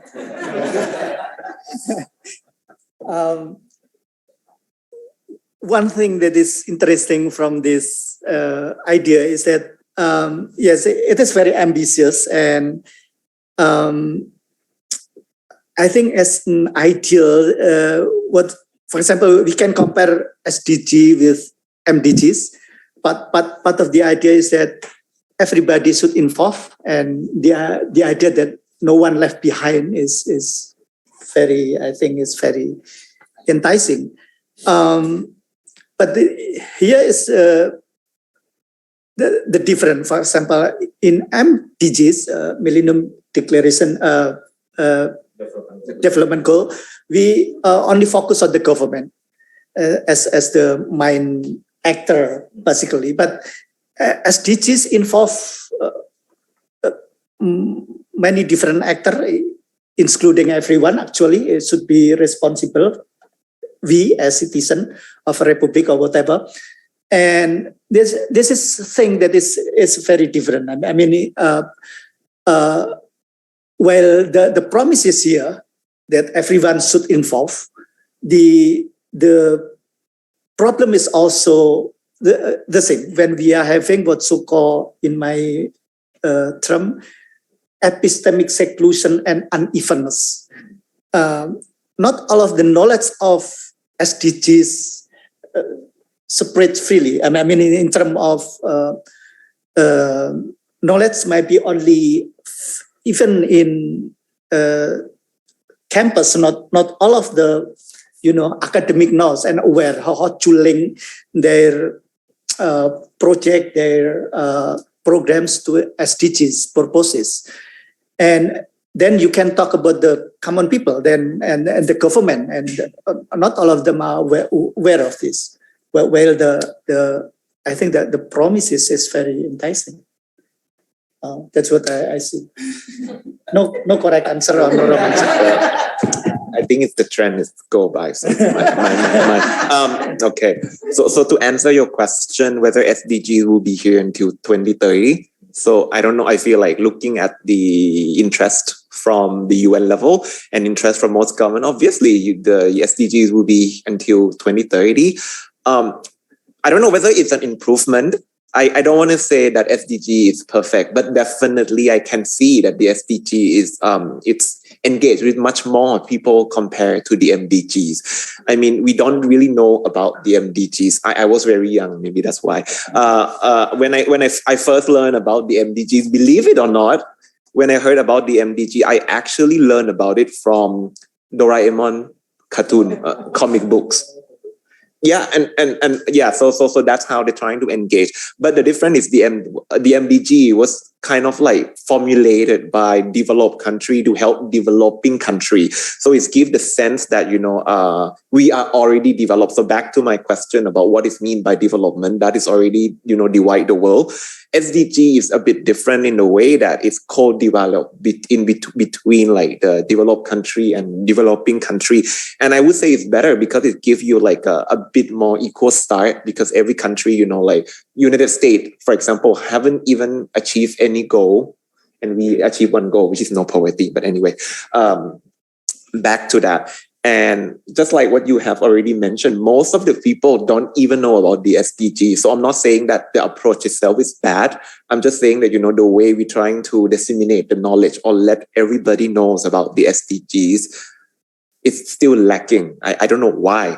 Recently, we have a project from Thammasat where we go, it's funded by the EU. So we're trying to go and help CSO that when they're trying to work in their field, try to use the SDGs, right? For example, they have problem with the government, try to use the SDG as, like the what they call it, the tools to argue with them that, the government, our prime minister already promised, the world that this is going to happen. What you are doing is actually against that. So these are something that, should be, a lot of CSO don't even know about the SDGs. So it's quite alarming. It's getting better. So all in all, it's getting better, as in like MDG to SDGs. Will it be there? Yes, it will be until the 2030. Will it make will we success the SDG? My absolute answer, working in SDG for the past 6 years and still working, and I get a lot of money from that, is no. I don't think we are going to achieve SDGs. We might achieve some goals, but I don't think we will achieve the SDGs.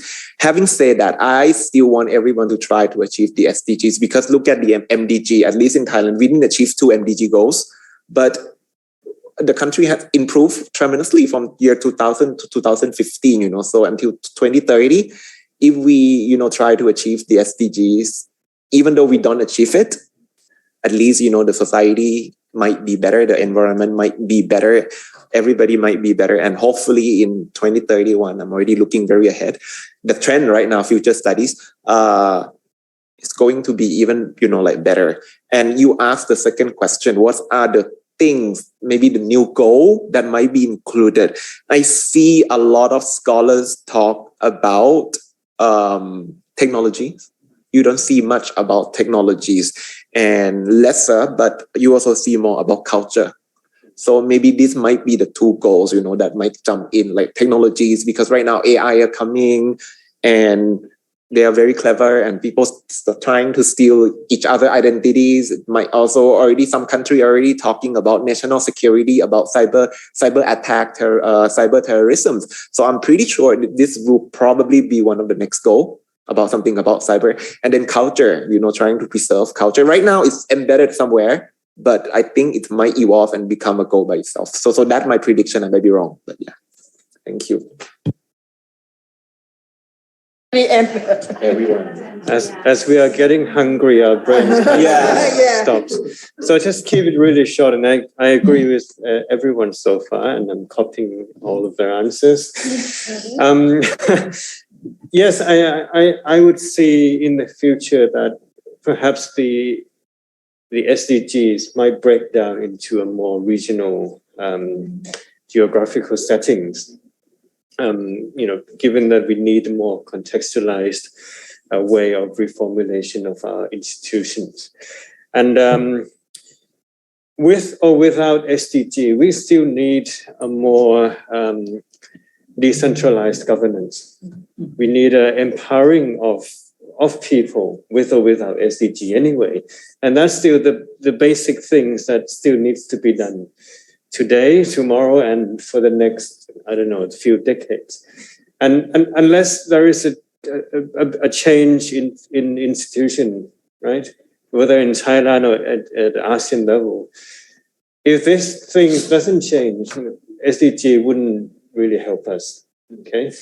And so perhaps instead of asking what SDG could do, how would we, at a country level, sub-country, or even at ASEAN level, would try to change ourselves so that we are realigned with the goals of the next 30, 40 years. I think that might be an even more important way of looking at it, rather than waiting for SDG to work and then we jump on board. Right, thank you. Okay, since I'm the last person, I think to answer Ajahn Nishan, definitely we still use the word SDG. If you look at the so-called national security policy or plan of Thailand, that 20 years something, they still have that one. I think everyone, when you are doing the budget, I think right now, I think we are from the university level, you are now have to do the research project with the so-called XYZ. Like how to link your project with the program, how your program link with the national policy, how your very small projects, such as doing something, how does it link with the so-called SDG? So everyone have to link. But whether it's just a form or substance, that's the big question. It's maybe only the form that you have to say we link that, but or it will be substance to make the SDG work, or will we achieve? I think this is the thing that we have to bear in mind and put in question. But how to make it substance, I will propose 3D. Maybe different from, difficult, dirty, dangerous to be another 3D. Actually, I should talk about 5G or something, right? But I cannot come with that word yet. But I think the first D, I think with the democracy or democratization, because we already see that in order to achieve, you have to have more space. And when the public space is shrinking, is no point of talking about sharing anything. So the first D is the democratization. The second thing, which is Ajahn Chaya said, decentralization. And I think we learn a lot that with the centralization or even concentration, it will be never work. And I think the last D, I think this is the demonopolization. And we already see that even with the SDG, someone already monopolized the meaning, the term, the budget, and other things. So if we want to make SDG to be more substantial, it needs a 3D. Thank you. Thank you so much. There's so many things that we can learn from a Q&A section. And I think I saw our participant online raise her hand. Maybe. Same person. Okay, I give you 1 minute. It's okay. It's a very, very quick question. Like, it won't take a lot of time. So I'm actually going to ask, as you were talking about developed and developing countries. So I was looking online and I saw that the first country in they were doing a report about the CDG, and they said that normally we know that US is the best country in technology and other stuff. So why it's not the first country in terms of this? Like, it's supposed to be the first country, right? Or it's not related to technology?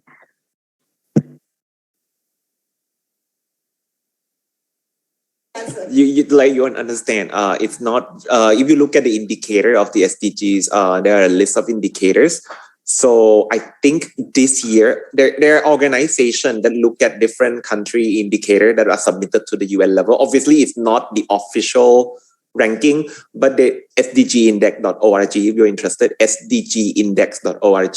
So if I'm not wrong, this year, I might be wrong, it's either Sweden or Finland that is the most sustainable country in the world. I don't really like the ranking because it's put Thailand very high up. We are not that sustainable, but in terms of indicator, we are doing quite well. Why the US is not doing well? Many things. If you look at the indicators, it will make a lot of sense. As in poverty, for instance, US still have a lot of people living in poverty, or even in terms of they are very good in technologies, but you don't have a lot of indicator on technologies. You might have indicator on innovations, but that are only a few indicators. You still have indicators on like climate change. They are still producing a lot of carbon dioxide, and they also are waste. They produce a lot of waste, so that would make them not achieving many goals already. So that is the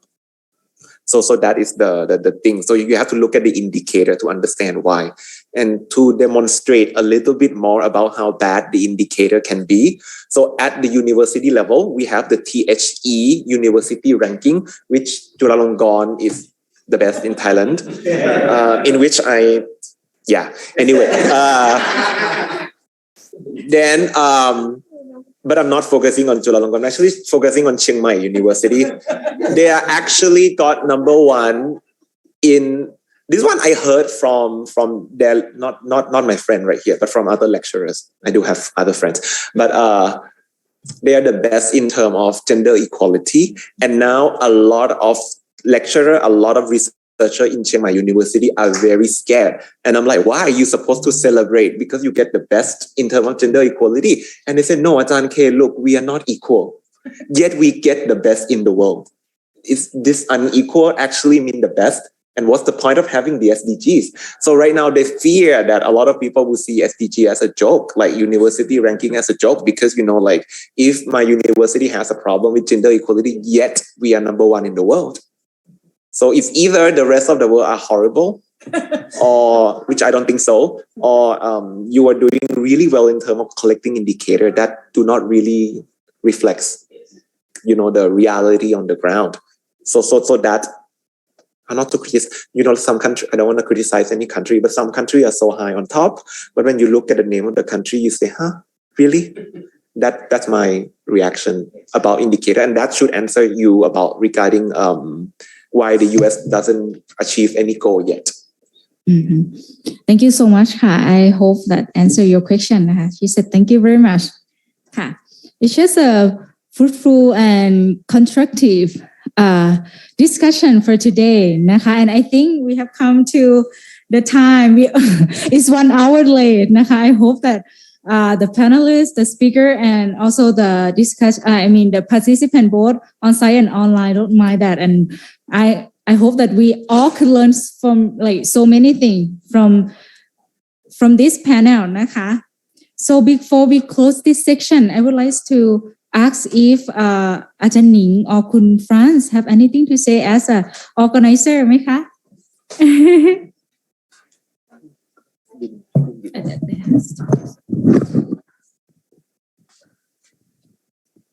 So first of all, on behalf of the School of Social Innovation, Macquarie University, I would like to thank you all panelists here to share the moment with us on site. That is very important because 2 years that we have to join everything online, but today that's when we have like in person talking, sharing opinions, presenting and talking about the SDG, about the future in person. I think it's very beneficial and very impressive for us to welcome you all here in our school.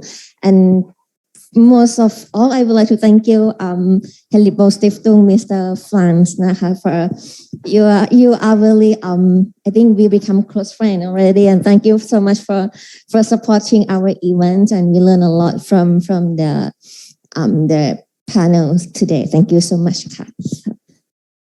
Kun Fan, want to say anything? I would like to thank all the participants both on site and online นะคะ and also the panelists นะคะ the 5 speaker นะคะ and we also have before we close this section นะคะ I see that อาจารย์แนนนะคะ อาจารย์นิชาน has some gift นะคะ and I would like to ask Dr. Thanikuul นะคะ to give the gift to our speaker ค่ะ อาจารย์มายาคะ would you mind turn the camera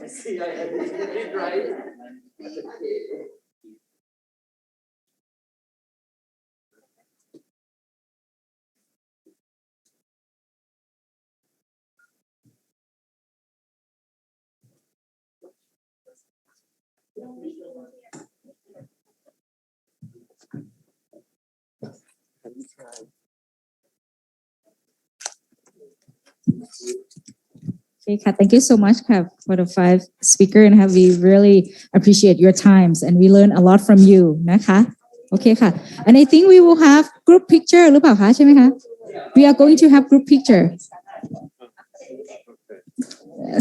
7th floor นะคะ and for the online participant ค่ะ thank you so much ค่ะ